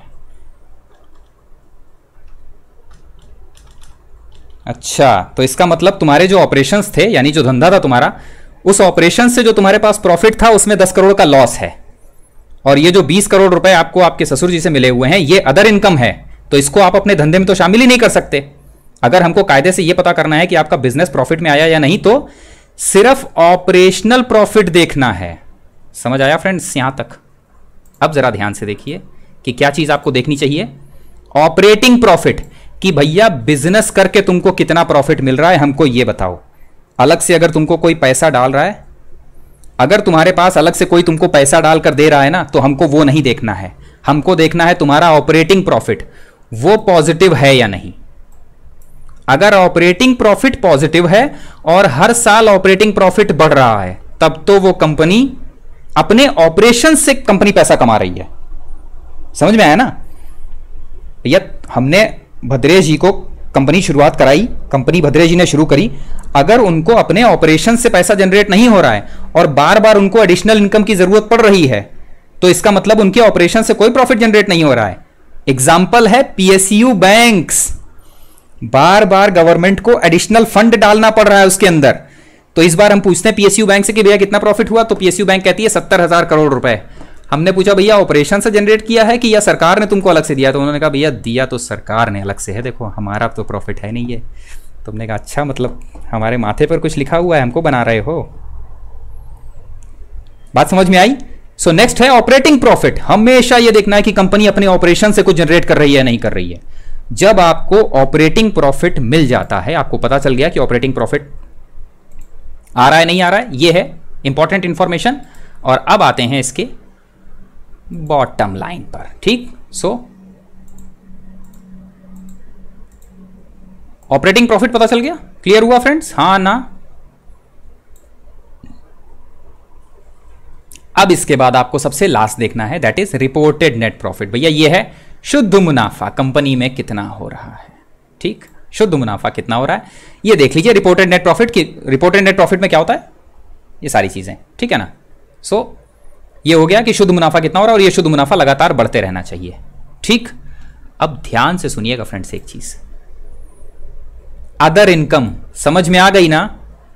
इसलिए अगर किसी भी कंपनी में अदर इनकम बहुत ज्यादा है, कंपनी के नेट प्रॉफिट से अदर इनकम को हमेशा निकाल दीजिएगा। अगर कंपनी कहती है ना कि भैया हमको 10 करोड़ का प्रॉफिट हुआ है या 20 करोड़ का प्रॉफिट हुआ है, तो बोलिएगा, पूछिएगा कि अदर इनकम कितनी हुई है बताओ भाई। तो बताएगा कि भैया 20 करोड़ का तो शुद्ध मुनाफा है हमारा, अदर इनकम है हमारी 10 करोड़ की। तो कहिएगा कि 10 करोड़ इसमें से निकाल दो, इसमें से 10 करोड़ निकाल दो और हमको शुद्ध मुनाफा बताओ। तो शुद्ध मुनाफा केवल कंपनी का 10 करोड़ ही है। समझ में आया? इसलिए अदर इनकम को हमेशा निकाल देना है। कंपनी के पास अदर इनकम ज्यादा नहीं होनी चाहिए, अदर इनकम कंपनी के पास ज्यादा नहीं होनी चाहिए। ओके, अब जरा फ्रेंड्स एक इंपॉर्टेंट इंफॉर्मेशन देखिए, आप लोग के सामने कैफे कॉफी डे CCD की प्रॉफिट लॉस स्टेटमेंट है। कंपनी का रिपोर्टेड नेट प्रॉफिट ध्यान से देखिए क्या है। पिछले 5 सालों का स्टेटमेंट है, मार्च 15, मार्च 16, मार्च 17, मार्च 18, मार्च 19। रिपोर्टेड नेट प्रॉफिट देखिए, 127 करोड़ का घाटा, 110 करोड़ का घाटा, 80 करोड़ का घाटा, 60 करोड़ का घाटा, 70 करोड़ का घाटा। यह इंपॉर्टेंट इंफॉर्मेशन देखने के बाद क्या आप में से कोई भी कॉफी डे एंटरप्राइजेस के शेयर को इन लेवल्स पर खरीदने की गलती करता? ये अगर गिरावट आप जाने भी दीजिए, आप सोचिए कि गिरावट आपने नहीं भी देखी है, तो भी क्या आप कंपनी को इसके ऊपरी लेवल्स पर खरीदने की गलती करते, जबकि आपको पता है कि कंपनी पिछले 5 सालों से लगातार घाटे में है? हां या ना बताइए कमेंट बॉक्स में। मजा आ गया आज के सेशन में भाई, ये नॉलेज शेयर करके इतना मजा आया ना।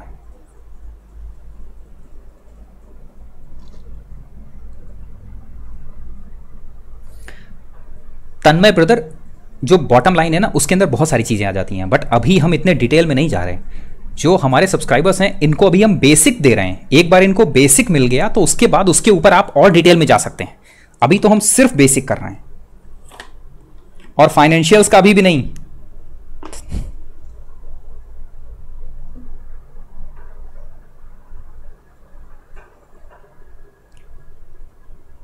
सो सिंपल एक इंपॉर्टेंट इंफॉर्मेशन थी, क्या करना था आपको? प्रॉफिट लॉस स्टेटमेंट खोलना है, कंपनी का धंधा देखना है। अगर कंपनी का धंधा ठीक है तो ठीक, कंपनी का धंधा गड़बड़ है, कौन खरीदने जा रहा है CCD का शेयर? कॉफी भले अच्छी हो सकती है 120 रुपए की, बट शेयर अच्छा नहीं है। यहां तक सारे साथ में है फ्रेंड्स। और इसके साथ आपके पास इसमें एक इंपॉर्टेंट इंफॉर्मेशन और आपको एक ही जगह मिलती है प्रॉफिट लॉस स्टेटमेंट में, सबसे नीचे। क्या?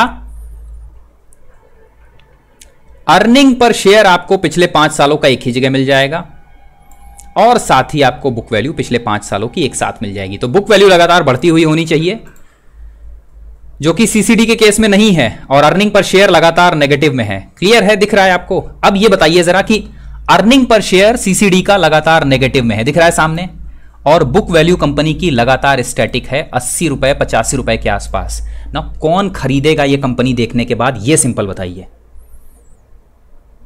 इतनी इंफॉर्मेशन के बाद आप मतलब कौन खरीदेगा कंपनी को?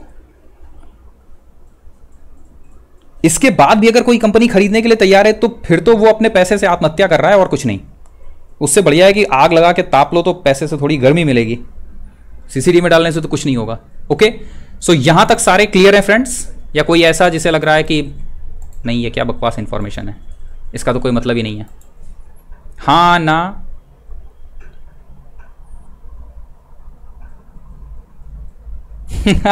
ऑगी ब्रदर खरीद रहा है, खरीदने दीजिएगा। ठीक है, ओके।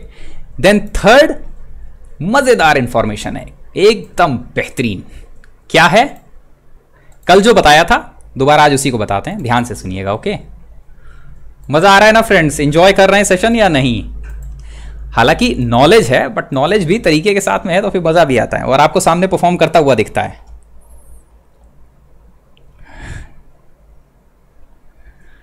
ठीक, अब ध्यान से देखिए, 2 कंपनीज हैं, एक कंपनी A और एक है कंपनी B। दोनों को ही 100 करोड़ रुपए दिए गए अपना धंधा शुरू करने के। कंपनी A ने पहले साल 10 करोड़ रुपए का प्रॉफिट किया, सारा खर्चा निकालकर 10 करोड़ रुपए का प्रॉफिट किया। तो इन दोनों के फादर जो थे वो थे F। उन्होंने पूछा भाई और पैसे की जरूरत है क्या? तो A ने कहा कि नहीं नहीं पापा, हमको और पैसे की जरूरत नहीं है, हमारे पास ये 10 करोड़ सफिशिएंट आ गया है, हम इसी से अपना धंधा और बढ़ा लेंगे। अगले साल इसने 10 करोड़ रुपए का और प्रॉफिट किया, फिर इसने अपनी कंपनी को और बढ़ाया, फिर अगले साल इसको 10 करोड़ का और प्रॉफिट हुआ, फिर इसने अपनी कंपनी को और बढ़ाया, 10 करोड़ का और प्रॉफिट, अपनी कंपनी को और बढ़ाता रहा हर साल। वहीं कंपनी B, पहले साल लॉस हुआ 10 करोड़ का, इसने कहा पापा 10 करोड़ रुपए और चाहिए, तो फादर ने कहा ठीक है ले ले, 10 करोड़ और ले ले। अगले साल फिर लॉस हुआ बी का 10 करोड़ का। इसने कहा पापा और पैसे चाहिए, तो उन्होंने कहा ठीक है 10 करोड़ और ले ले। अगले साल फिर लॉस हुआ इसका 10 करोड़ का। सो कहता है कि फादर 10 करोड़ और चाहिए। फादर ने कहा 10 करोड़ और ले ले। सिर्फ एक इंफॉर्मेशन फ्रेंड्स, इन दोनों कंपनियों में से किस कंपनी में आप पैसा लगाना चाहेंगे? कमाल हो गया, 121 लोग आज जुड़ गए सेशन में। फ्रेंड्स लाइक करते रहिएगा अगर सेशन पसंद आ रहा है तो। 121 लोग हैं, 121 कमेंट्स चाहिए। अगर कोई ऑप्शन ट्रेडर या फिर इंट्राडे ट्रेडर है ब्रदर, तो ये आपके लिए नहीं है सेशन। ये सेशन सिर्फ और सिर्फ नॉलेज के लिए है। जीत जी हमारे साथ जुड़े रहिए, आप एक ऐसे ही फादर बन जाएंगे जो अपने बच्चे को 10-10 करोड़ रुपए देंगे। ठीक है, बट निवेश से, ट्रेडिंग से नहीं। ट्रेडिंग हमारे पास में नहीं। ओके, सिंपल इंफॉर्मेशन, हर साल जो ये कंपनी 10 करोड़ रुपए कमा रही है ना, this is called free cash flow. Free cash flow इकलौती इंपॉर्टेंट इंफॉर्मेशन है ये। जब कोई कंपनी अपने ही धंधे से लगातार प्रॉफिट जनरेट करती रहे और अपने आप को बढ़ाती रहे, तो इस लगातार प्रॉफिट जनरेशन को फ्री कैश फ्लो जनरेशन कहते हैं। ऐसी कंपनी अगर आपको मिल जाए तो यह समझिए कि यह $1 मिलियन कंपनी है। दूसरी तरफ है कंपनी बी, जिसमें से आप में से कोई भी बाई नहीं करना चाहते। तो अब जरा मेरे को सिर्फ एक इंफॉर्मेशन दीजिए कि अगर आप लोग बी कंपनी बाई नहीं करना चाहते, तो आखिर क्यों आप लोगों में से कुछ कुछ लोग पीएसयू बैंक्स बाई करने के पीछे पड़े रहते हैं? जबकि आपको पता है कि पीएसयू बैंक में हर साल गवर्नमेंट उसके अंदर एडिशनल पैसा डाल रही है। PSU bank pure B category की कंपनी है, जहां हर बार गवर्नमेंट को एडिशनल पैसा डालने की जरूरत पड़ रही है उनके अंदर पिछले 5 सालों से लगातार। अभी बता देंगे, बिल्कुल जीत जी ये बताएंगे भाई, इसी के लिए तो ये भूमिका बनाई है। एक बार आपको पता चले कि ये चीज क्या है, तब आप पूछेंगे कि भाई अब बताओ हमको कि ये चीज पता कैसे चलेगी। तो इसी के लिए तो कह रहे हैं ना, ये सारी चीजें इसी के लिए हैं। ठीक है, ये बताइए कि क्यों आप किसी भी पीएसयू बैंक में खरीदारी के पीछे पड़े रहते हैं? तो पीएसयू बैंक में खरीदारी करनी चाहिए, हाँ या ना? पीएसयू बैंक्स क्या खरीदारी के लायक हैं, हाँ या ना?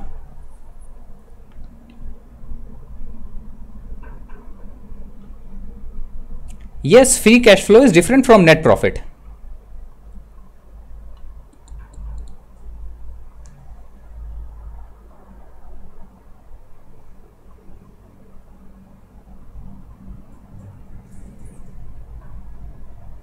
ठीक, अब $1 मिलियन क्वेश्चन ये है कि भाई ये तो बता दिया कि हाँ चलो ये चीज अच्छी है, बट हमारा सवाल ये है कि भाई पता कहां से चले फ्री कैश फ्लो है क्या? तो इसके लिए जिस तीसरी चीज का आपको स्टडी करना है, that is cash flow statement. एकदम जरा सी इंफॉर्मेशन है, बिल्कुल छोटी सी, कुछ नहीं करना है आपको।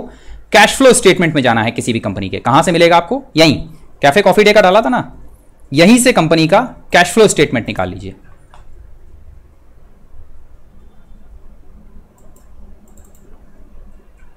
ओके, और ये आपको मिलेगा, ये रहा, ये है कंपनी का कैश फ्लो स्टेटमेंट। ठीक, सिंपल। कैश फ्लो स्टेटमेंट के 3 मेन पार्ट हैं। फ्रेंड्स ध्यान से सुनिएगा कि बहुत ज्यादा डिटेल में आपको हम इंफॉर्मेशन अभी नहीं दे रहे हैं। उसकी वजह क्या है?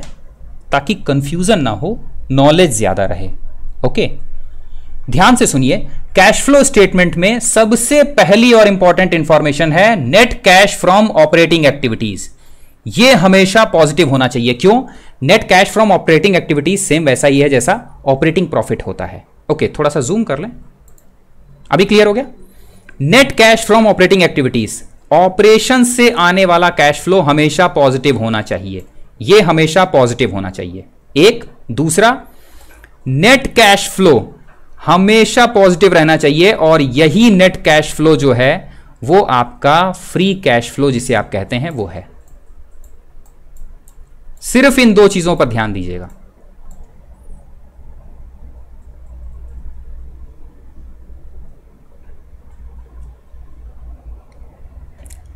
विजय जी बिल्कुल सही, ठीक है। फ्रेंड्स डायरी पेन लेकर बैठे हुए हैं सारे लोग, नोट करते रहिएगा, कथा नहीं चल रही है, बाद में प्रसाद नहीं मिलेगा, ये नॉलेज ही प्रसाद है, ठीक है। सो ऑपरेटिंग एक्टिविटीज से आने वाला कैश फ्लो पॉजिटिव होना चाहिए हमेशा, और लास्ट नेट कैश फ्लो हमेशा पॉजिटिव होना चाहिए, और अगर आपको ये नेट कैश फ्लो बढ़ता हुआ मिले तो सबसे अच्छा है। यस नो समझ में आया? हाँ ना, यस नो कुछ भी फ्रेंड्स?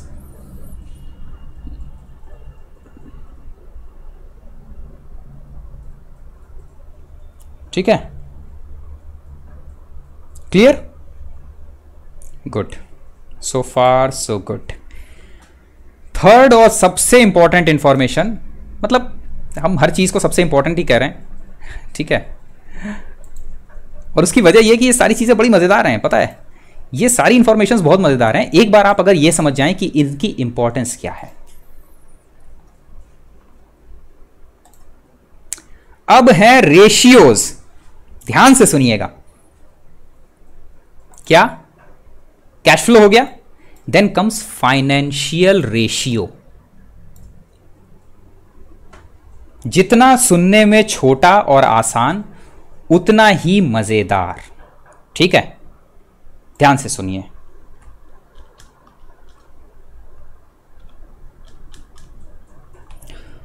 एक कंपनी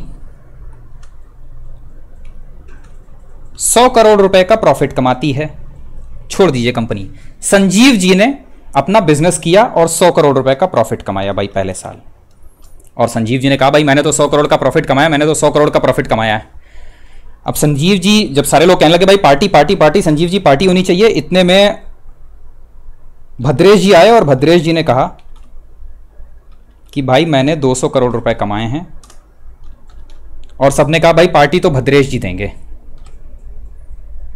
क्योंकि भद्रेश जी को प्रॉफिट ज्यादा हुआ है।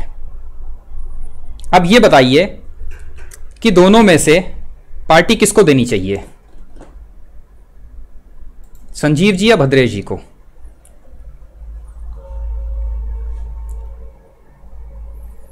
सिंपल इतना बताइए। हाँ, कैश फ्लो फाइनेंशियल्स में मिलेगा किरण गुप्ता जी। दोनों में से पार्टी किसको देनी चाहिए? अच्छा दोनों को, अरे नहीं योगेंद्र जी, थोड़ा जस्टिफाइड है भाई। संजीव जी को, भद्रेश जी को, क्यों भाई? ज्यादा तो भद्रेश जी ने कमाया है, ज्यादा भद्रेश जी ने कमाया, तो भद्रेश जी को पार्टी देनी चाहिए।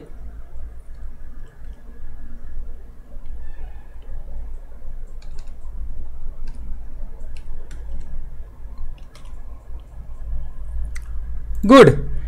जब ये सब कुछ हो रहा था तो इतने में से अनसीन वैल्यू, राहुल जी ने क्या कहा है? गुड, राहुल जी आए, बहुत सही।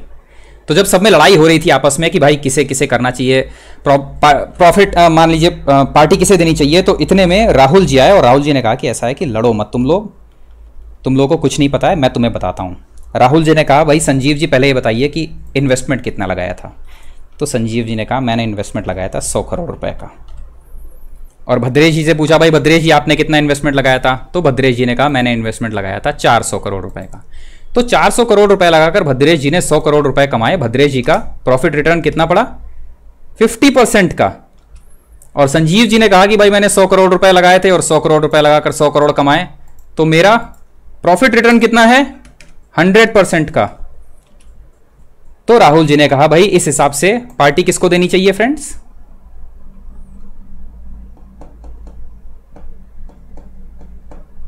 पार्टी किसको देनी चाहिए? अरे जिसने ज्यादा पैसे कमाए उसे पार्टी देनी चाहिए भाई, जिसका प्रॉफिटेबिलिटी ज्यादा है उसे पार्टी देनी चाहिए। गुड, संजीव जी को पार्टी देनी चाहिए क्योंकि 100% प्रॉफिट उन्होंने कमाया है। और सभी ने राहुल जी की जय बोली और राहुल जी के ज्ञान को नतमस्तक हुए, धन्यवाद बोला और पार्टी के लिए चले गए। ये है इंपॉर्टेंट इंफॉर्मेशन, हमेशा ध्यान रखिएगा। कभी भी किसी भी कंपनी का अमाउंट प्रॉफिट का या कंपनी का ऑपरेशन रुपीज में कभी भी बढ़िया नहीं होता। किसी ने कहा कि मैंने 1 लाख रुपए कमाए हैं, मैंने 10 लाख रुपए कमाए हैं, नथिंग डूइंग, डजेंट मैटर। मुझे यह बताओ कि तुमने निवेश कितना किया। इसीलिए जब कभी भी आपको कई बार बिजनेस चैनल्स पर बहुत सारे लोग मिलेंगे जो बताएंगे भाई ऑप्शंस में ट्रेडिंग करके हर दिन कमाएं 10,000 रुपए, तो आप कहेंगे यार ये तो बहुत बेहतरीन है, 10,000 रुपए पर डे का है तो बहुत ही बढ़िया है। जैसा कि ये भाई साहब कह रहे हैं, ये दिख रहा है ना, प्रॉफिट 16,000 रुपए, live trading, intraday live trading profit 16,000 रुपए कमाए हर दिन। लेकिन जब आप इनसे पूछेंगे कि भाई ये बताओ कि दांव पर कितना लगाया था, रिस्क कितना लिया था, तो वो कहेगा भाई 10 लाख रुपए का रिस्क था और प्रॉफिट 10,000 रुपए है। So that is called margin, percentage. यहां पर इंपॉर्टेंट इंफॉर्मेशन है जो आपके लिए जरूरी है, that is called financial ratios.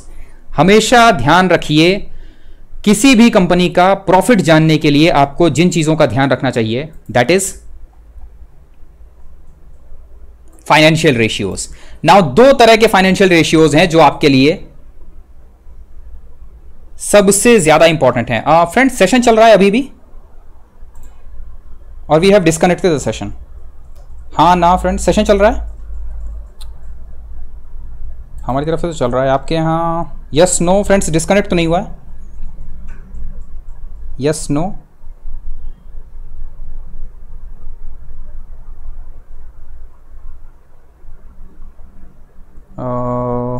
एक बार फीडबैक दीजिएगा फ्रेंड्स, V2 का फीडबैक दीजिए। चलो इट्स लाइव, ओके ठीक है देन, गुड ठीक है, ये चल रहा है, ओके ठीक है। So then financial ratios. Now in financial ratios में किन रेशियोज को सबसे ज्यादा इंपॉर्टेंस दी जाती है या किसे आपको ध्यान रखना है? सबसे पहला नेट प्रॉफिट रेशियो या नेट प्रॉफिट मार्जिन आप जिसे कहते हैं।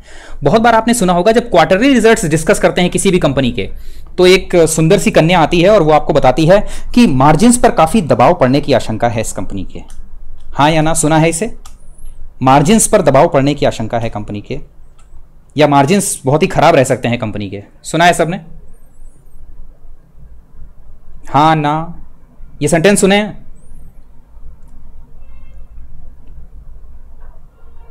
ये वाला सेंटेंस सुना है नहीं? मार्जिन्स पर दबाव रह सकता है कंपनी के। Yes, that margin is simple, it's a net profit margin, nothing else. वो उसको कठिन करके बना देती है ताकि आप लोग अगर कम से कम उसकी खूबसूरती को अप्रिशिएट नहीं कर सकते तो उसके नॉलेज को तो अप्रिशिएट करिए ही, ठीक है। So that is net profit margin, ठीक। देन सेकेंड इंपॉर्टेंट परसेंटेज जो आपको मिलेगा that is ROCE। Short form में क्या कहते हैं, मतलब फुल फॉर्म में return on capital employed. Then comes ROE, बहुत ज़्यादा नहीं है, ROE ज़्यादा नहीं है, तो मेन है नेट प्रॉफिट मार्जिन और रिटर्न ऑन कैपिटल एम्प्लॉयड। ये 2 परसेंटेज सबसे इंपॉर्टेंट हैं जब भी कभी भी आप देखें इसे। तो नाउ नेट प्रॉफिट मार्जिन क्या है? 100 रुपए का धंधा किया था कंपनी ने और 9 करोड़ रुपए कमाए। 100 करोड़ का धंधा करके कंपनी ने 9 करोड़ रुपए कमाए, तो कंपनी का प्रॉफिट मार्जिन कितना है? 100 करोड़ रुपए का धंधा करके अगर कंपनी ने 9 करोड़ रुपए कमाए तो कंपनी का प्रॉफिट मार्जिन कितना है? कमेंट बॉक्स में बताइए फ्रेंड्स।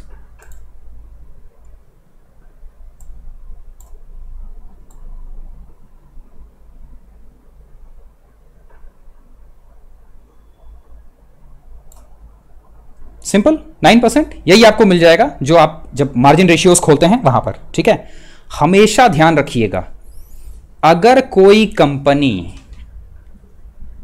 प्रॉफिट मार्जिन कंपनी का 5% है तो इसका मतलब क्या है? अगर आप अपने पैसे को फिक्स डिपॉजिट में डाल दें तो आपको रिटर्न कितना मिलता है? कमेंट बॉक्स में डालिए फ्रेंड्स। अगर आप अपने पैसे को फिक्स डिपॉजिट में डाल दें तो पैसे पर रिटर्न कितना मिल रहा है? फिक्स डिपॉजिट पर रिटर्न कितना मिलेगा?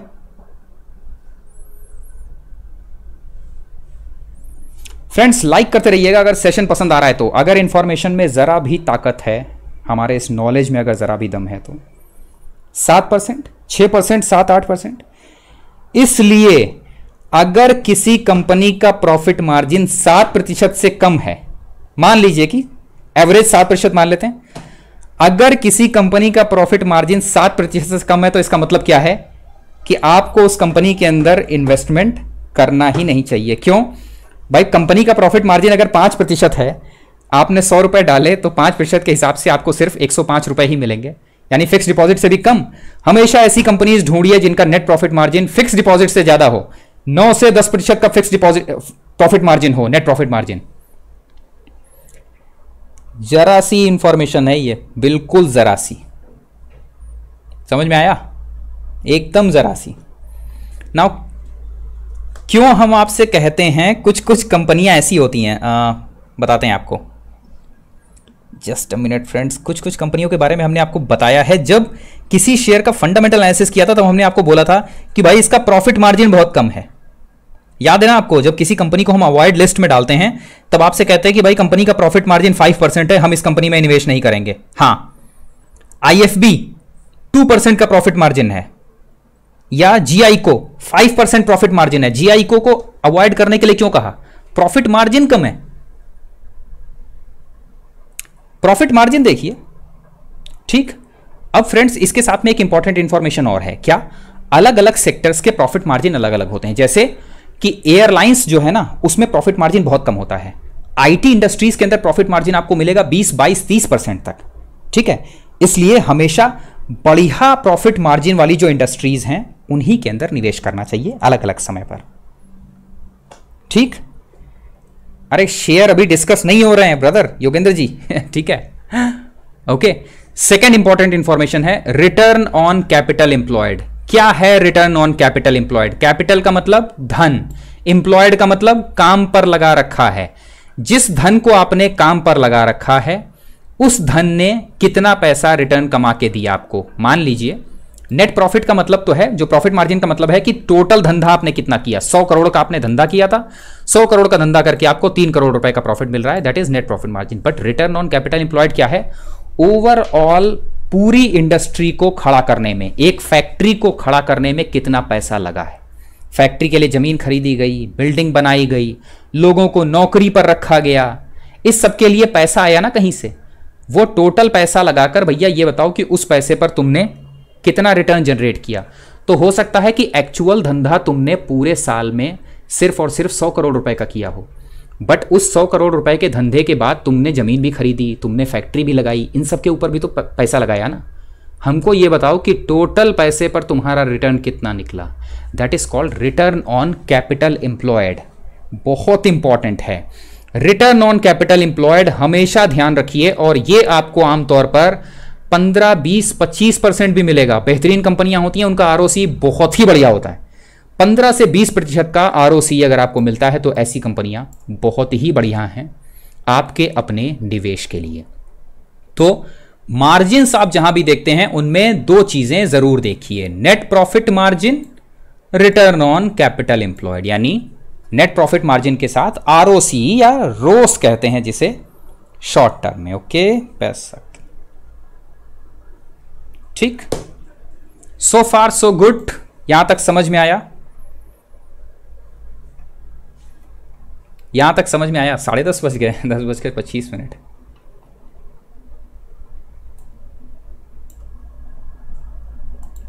यहां तक समझ में आया फ्रेंड्स? हाँ ना?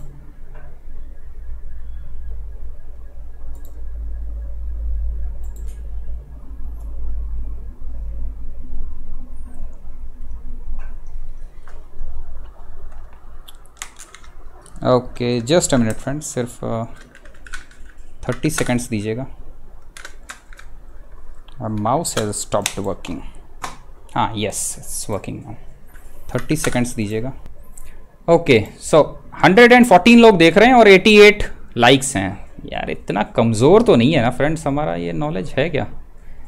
चलिए अभी थोड़ा सा और ज़ोर लगाएंगे, ठीक है। ओके सो फार सो गुड।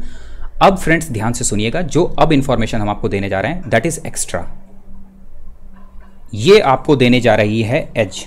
क्या है कि इतना सब देखने के बाद आपको कुछ चीजें और ध्यान में रखनी है कंपनी के बारे में। क्या कि कंपनी के पास में एक्स्ट्रा एज क्या है। जैसे PVR और आइनॉक्स।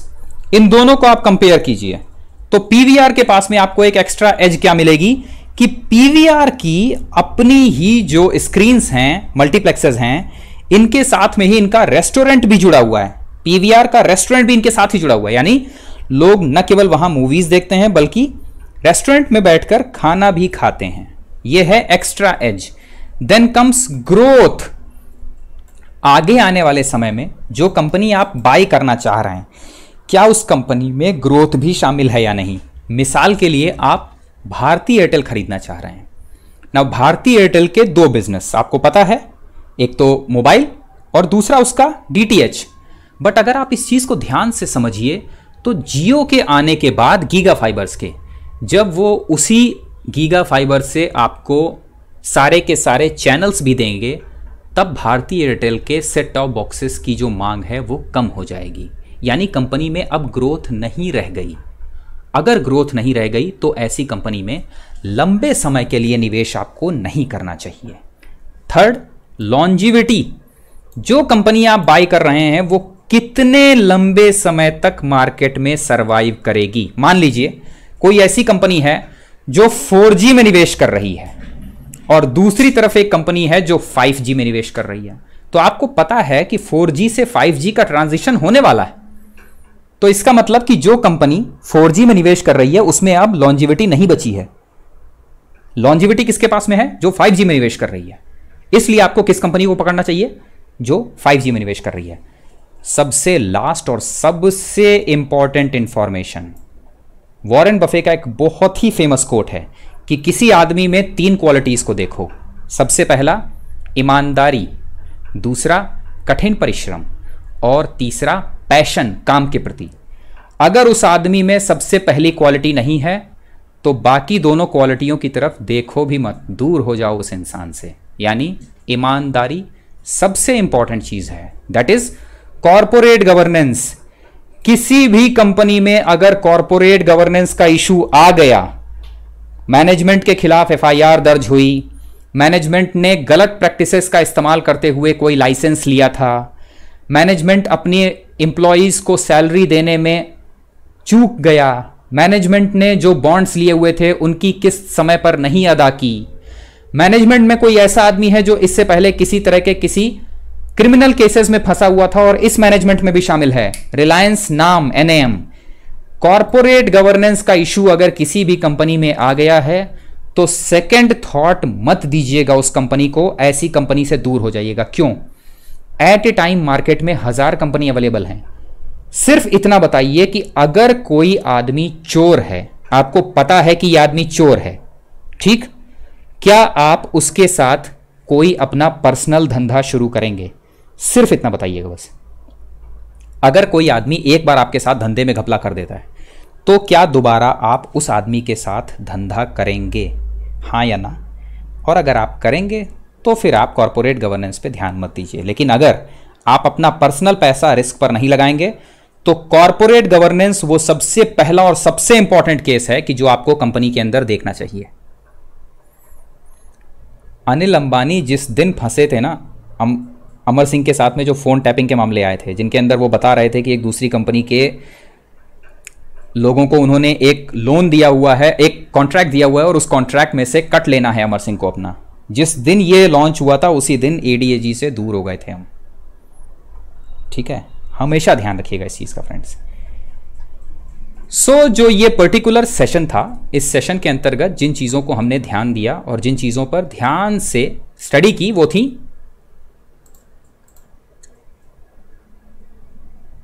सबसे पहला, बिजनेस मॉडल किसी भी कंपनी का कैसा है, आपको ये जरूर देखना चाहिए कि कंपनी क्या कर रही है। सेकंड, अर्निंग पर share, then PE ratio, then price to book, then mutual fund holding देखिए, प्रमोटर्स की होल्डिंग देखिए, बैलेंस शीट देखिए कंपनी की, प्रॉफिट लॉस स्टेटमेंट देखिए कंपनी का, कैश फ्लो स्टेटमेंट देखिए, फाइनेंशियल रेशियोज देखिए edge, growth, longevity, corporate governance.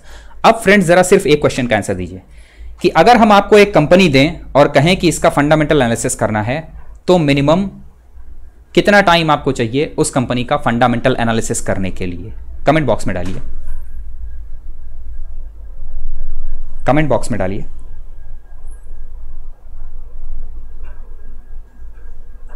एक कंपनी को अगर हम आपको देते हैं तो उसके फंडामेंटल एनालिसिस के लिए आपको कितना वक्त चाहिए?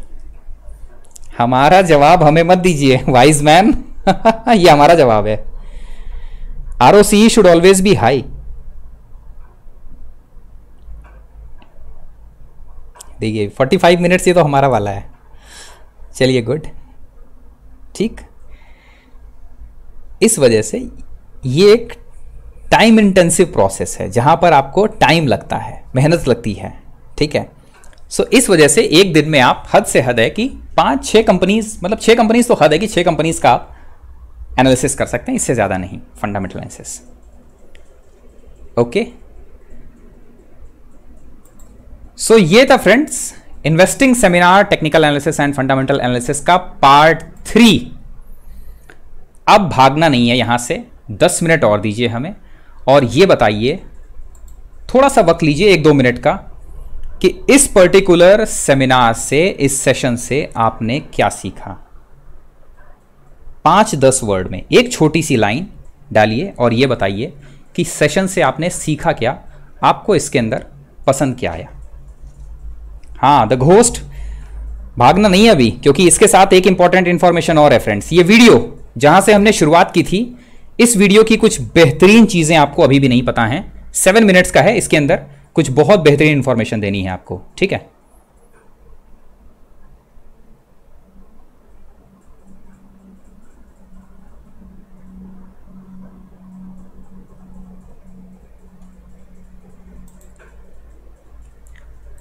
अब जो आपको सुना रहे हैं फ्रेंड्स, इसे बहुत ध्यान से सुनिएगा। You need a stable personality. You need a temperament that neither derives great pleasure from being with the crowd or against the crowd. Now what he says कि किसी भी कंपनी को फंडामेंटली एनालाइज करने के लिए आपको सिर्फ एक स्टेबल पर्सनालिटी चाहिए बस। Because this is not a business where you take polls, it's a business where you think. कह रहे हैं कि यहां पर इन्वेस्टमेंट ऐसी जगह नहीं है कि जहां पर आपको किसी से वोट लेना है, कि 100 आदमी कह रहे हैं कि यस बैंक खरीदो तो आप भी खरीदने लगे, या 1000 आदमियों ने कहा कि यस बैंक मत खरीदो तो आप अलग हो गए उनसे। नहीं। And Ben Graham would say that you're not right or wrong because 1,000 people agree with you. And you're not right or wrong because 1,000 people disagree with you. You're right because your facts and your reasoning are right. Ben Graham ने क्या कहा कि आप सही या गलत इसलिए नहीं होते कि 1000 लोग आपके साथ खड़े हैं। आप सही या गलत सिर्फ इसलिए होते हैं क्योंकि आपके फैक्ट्स राइट हैं। अगर आपके फैक्ट्स राइट हैं तो ही आप सही हैं। Warren, what do you do that's different than 90% of the money managers who are in the market? पूछ रहे हैं कि वॉरेन बफे आप ऐसा क्या करते हैं कि जो बाकी के 90% लोग मार्केट में नहीं करते। Certainly most of the professional investors focus on what the stock is likely to do in the next year or two, and they have all kinds of arcane methods of approaching that, but they do not really think of themselves as owning a piece of a business. The real test of whether you're investing from a value standpoint or not is whether you care whether the stock market is open tomorrow. If you're making a good investment in a security, it shouldn't bother you if they close down the stock market for 5 years. All the ticker tells me is the price. And I can look at the price occasionally to see whether the price is up. ये क्या कह रहे हैं कि ज्यादातर लोग company के price पर ज्यादा ध्यान देते हैं, वो उसके बिजनेस पर ध्यान नहीं देते कि कंपनी धंधा क्या कर रही है। मैं उसके प्राइस पर ध्यान नहीं देता, मैं ये देखता हूं कि कंपनी धंधा क्या कर रही है। क्यों? क्योंकि जब आप किसी कंपनी के एक शेयर को खरीदते हैं तब आप असल में उसके शेयर को नहीं खरीद रहे, आप उसका बिजनेस खरीद रहे हैं। अगर आप मूवी देखने जा रहे हैं आइनॉक्स के अंदर तो आपको आइनॉक्स का शेयर खरीदना चाहिए। अगर आप गाड़ी चला रहे हैं मारुति की तो आपको मारुति खरीदना चाहिए। अगर आप डाबर के प्रोडक्ट्स इस्तेमाल कर रहे हैं तो आपको डाबर का शेयर खरीदना चाहिए। आप बैंकिंग सर्विसेज इस्तेमाल करते हैं HDFC की, क्यों? क्योंकि सर्विसेज अच्छी हैं, बट आप शेयर खरीदना चाहते हैं PNB का, जहां आप अपना अकाउंट भी नहीं खुलवाना चाहते। Outlandishly cheap or outlandishly high, but prices don't tell me anything about a business. Business figures themselves tell me something about a business, but the price of a stock doesn't tell me anything about a business. I would rather value a stock or a business first and not even know the price, so that I'm not influenced by the price in establishing my valuation, and then look at the price later to see whether it's way out of line with what my value. ध्यान से सुनिए friends, ये वो information है ना कि जो आपका नजरिया बदल देगी मार्केट के लिए। मतलब ये कहते हैं कि मैं प्राइस का रेट, मैं शेयर का रेट नहीं देखता। क्यों? शेयर का रेट आपको कुछ नहीं बताता। CCD का रेट आपको क्या बताता है, ये सिंपल बताइए। CCD का रेट आपको कुछ बताता है? वो 220 रुपए का शेयर कुछ नहीं बताता आपको। लेकिन अगर आप उसकी बैलेंस शीट देखते हैं, आप उसका प्रॉफिट लॉस स्टेटमेंट देखते हैं, तो वो तुरंत आपको उसकी कंपनी के बिजनेस के बारे में बता देता है। So Buffett chose to stay in this world, Omaha, Nebraska. We get mail here. Well, if I were on Wall Street, I'd probably be a lot poorer. It's not conducive to long profits, and but their clients start yelling, "Swing, you bum!" from the stands, and that's very tough for people to do. Warren, your approach seems so simple. ध्यान से सुनिए friends, ये information $1 million की है। जो question कर रहा है वो कह रहा है कि जो आपका अप्रोच है मार्केट के लिए वो एकदम सिंपल है। Why doesn't everybody do it? और कह रहा है कि अगर ये इतना ही सिंपल है तो फिर आखिर हर कोई आदमी ये कर क्यों नहीं रहा? I think partly because it is so simple that the academics, for example, focus on all kinds of variables. Partly because by academics you mean professors of right, finance? Yeah, the data is there. In business school? Sure, and the data is there. So they focus on whether if you buy stocks on Tuesday and sell them on Friday, you're better off, or if you buy them in election years and sell them in other years, you're better off, or if you buy small companies. There are all these variables because the data are there, and they've learned how to manipulate data. देखिए क्या कह रहे हैं कि क्योंकि academics में आपको सिखाया जाता है कि how to manipulate the data, वो सिखाया जाता है कि आप फ्राइडे को खरीदिए और सैटरडे को बेच दीजिए। और इन्होंने कहा कि लोगों को यह अप्रोच इस वजह से समझ में नहीं आती, लोग वो काम इसलिए नहीं कर सकते क्योंकि ये काम वाकई बहुत सिंपल है। And as a friend of mine says to a man with a hammer, everything looks like a nail. So friends, ये था सेमिनार आज का, और अब कमेंट बॉक्स में लिखकर बताइए कि सेमिनार आज का कैसा लगा आपको।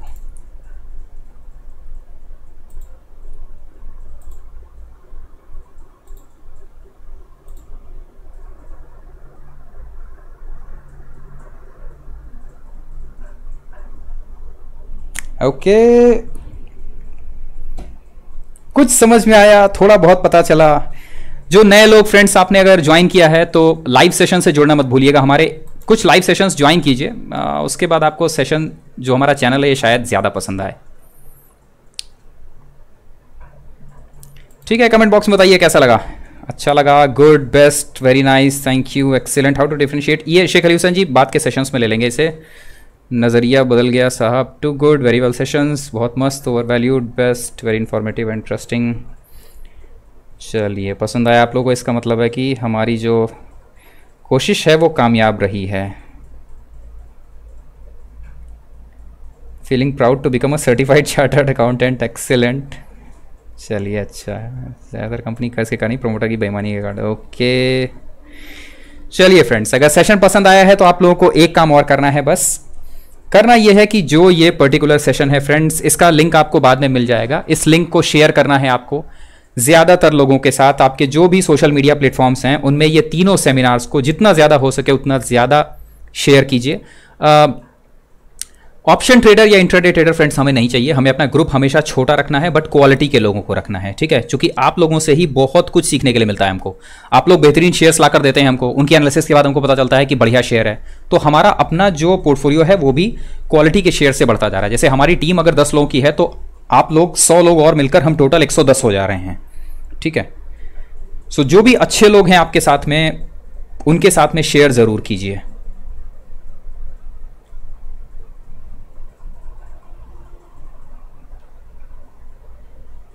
मार्केट कुछ हो ना हो वरना बहुत कमा सकते हैं। All knowledge has been already taught in tech and funda videos. Yes of course, इसमें कुछ भी नया नहीं है, बस ये सारी चीज़ें एक जगह कंपाइल करने की थी।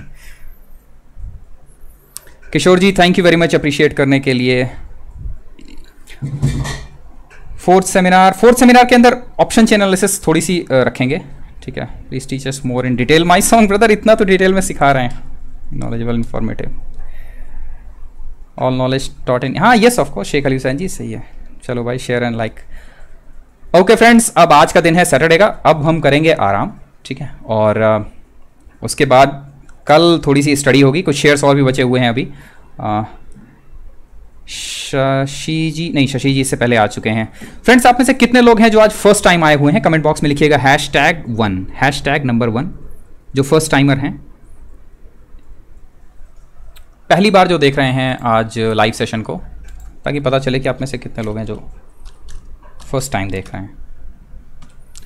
ओके मेहता सागर जी, और काइंडली ये भी बताइएगा फ्रेंड्स कि जो फर्स्ट टाइम देख रहे हैं उन्हें इस चैनल के बारे में पता कहाँ से चला है, मतलब आपको इन्फॉर्मेशन कहाँ से मिली, किसी फ्रेंड ने बताया या फिर आपको सोशल मीडिया के थ्रू पता चला? ये है हमारा टेलीग्राम नंबर फ्रेंड्स, इस नंबर पर आप मैसेज कर दीजिए, आपको जो हमारे मॉडरेटर्स हैं वो कमेंट बॉक्स में ऐड कर देंगे। टीवीपी आप तो याद हो गया हमें, आपका सेकंड टाइम है, दैट वी नो।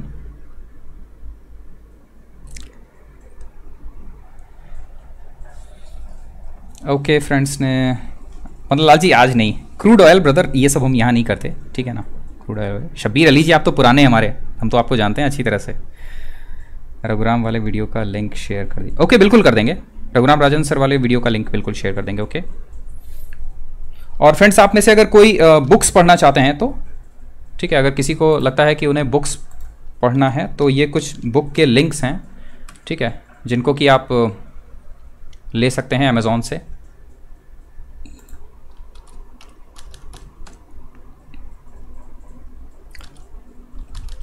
इसके अलावा हमारा एक सेकंड चैनल भी है फ्रेंड्स, जहां पर कि हम बुक्स शेयर करते हैं, ठीक, उसे आप सब्सक्राइब कर सकते हैं। ओके फ्रेंड्स, सो अब है क्लोजिंग, 106 लोग देख रहे हैं, उम्मीद है कि आप सबने एंजॉय किया होगा आज का सेशन। अगर ऐसा है फ्रेंड्स, चैनल को लाइक शेयर सब्सक्राइब करते रहिए, लोगों तक पहुंचाते रहिए, और सबसे इंपॉर्टेंट चीज़ है कि आगे आने वाली मंदी जो वाकई आने वाली है, 5% पर जीडीपी आ गई है, बहुत मज़ेदार इंफॉर्मेशन है। ट्रस्ट अस फ्रेंड, इससे बढ़िया मौका कभी भी नहीं मिलेगा हमें। जितनी ज़्यादा मंदी आए, जितनी बड़ी मंदी आए और जितनी भयानक मंदी आए, हमारे लिए उतना ही अच्छा है, ठीक है। प्रार्थना कीजिए ऊपर वाले से कि मंदी ज़बरदस्त होनी चाहिए, क्योंकि जितनी ज़बरदस्त मंदी होगी, पैसा कमाने के मौके उतने ही अच्छे मिलेंगे हमको आगे। उसके बाद जुड़े रहिए चैनल के साथ में। किसी भी खराब शेयर में बाय करने से पहले एक बार हमसे पूछ ज़रूर लीजिए फ्रेंड्स। नॉलेज हमारा मानना है कि हमेशा फ्री होना चाहिए, और इस चैनल पर नॉलेज आपको हमेशा फ्री ही मिलेगा। फ्रेंड्स आवाज़ डबल बार तो नहीं आ रही है ना? ये चैनल के साथ में किसी भी खराब शेयर में बाय, हाँ डबल बार नहीं आ रही है, चलिए ओके ठीक है। सो और जो सेशंस हैं हमारे वो हमेशा फ्री मिलेंगे आपको, ठीक है। तो मुलाकात होगी आपसे मंडे को, शायद मार्केट क्लोज है, ट्यूसडे के दिन मुलाकात होगी। और आगे आने वाले टाइम में निफ्टी के लिए लेवल्स हमारे जो आपको बता रखे थे 10,800, वो तो बहुत आराम से आ जाएगा। अब इंतज़ार करेंगे 10,600 और 10,500 का फ्रेंड्स, ध्यान रखिएगा। ऑगी ब्रदर, जिसके पास में नॉलेज है वो इस मंदी में रुका रहेगा, ठीक है। इंडिविजुअल की जिम्मेदारी है अपना नॉलेज बढ़ाते रहना और सिचुएशंस में सही तरह से बिहेव करना। अगर कोई आदमी आती हुई मंदी में आंख बंद करके बैठ जाए तो ये उसकी गलती है। हमारी जिम्मेदारी है अपने नॉलेज को बढ़ाना और जो सिचुएशन है उस सिचुएशन में ढंग से परफॉर्म करना। नहीं किरण जी, होल्ड करके रखिएगा, ठीक है ना, शेयर्स को होल्ड करके रखिए। ओके फ्रेंड्स, मुलाकात होगी आपसे जो अगला सेशन होगा हमारा आफ्टरनून का, ट्यूसडे के दिन 2 बजे से लेकर 3:30 बजे तक। अगर सेशन नहीं होगा then we will inform you.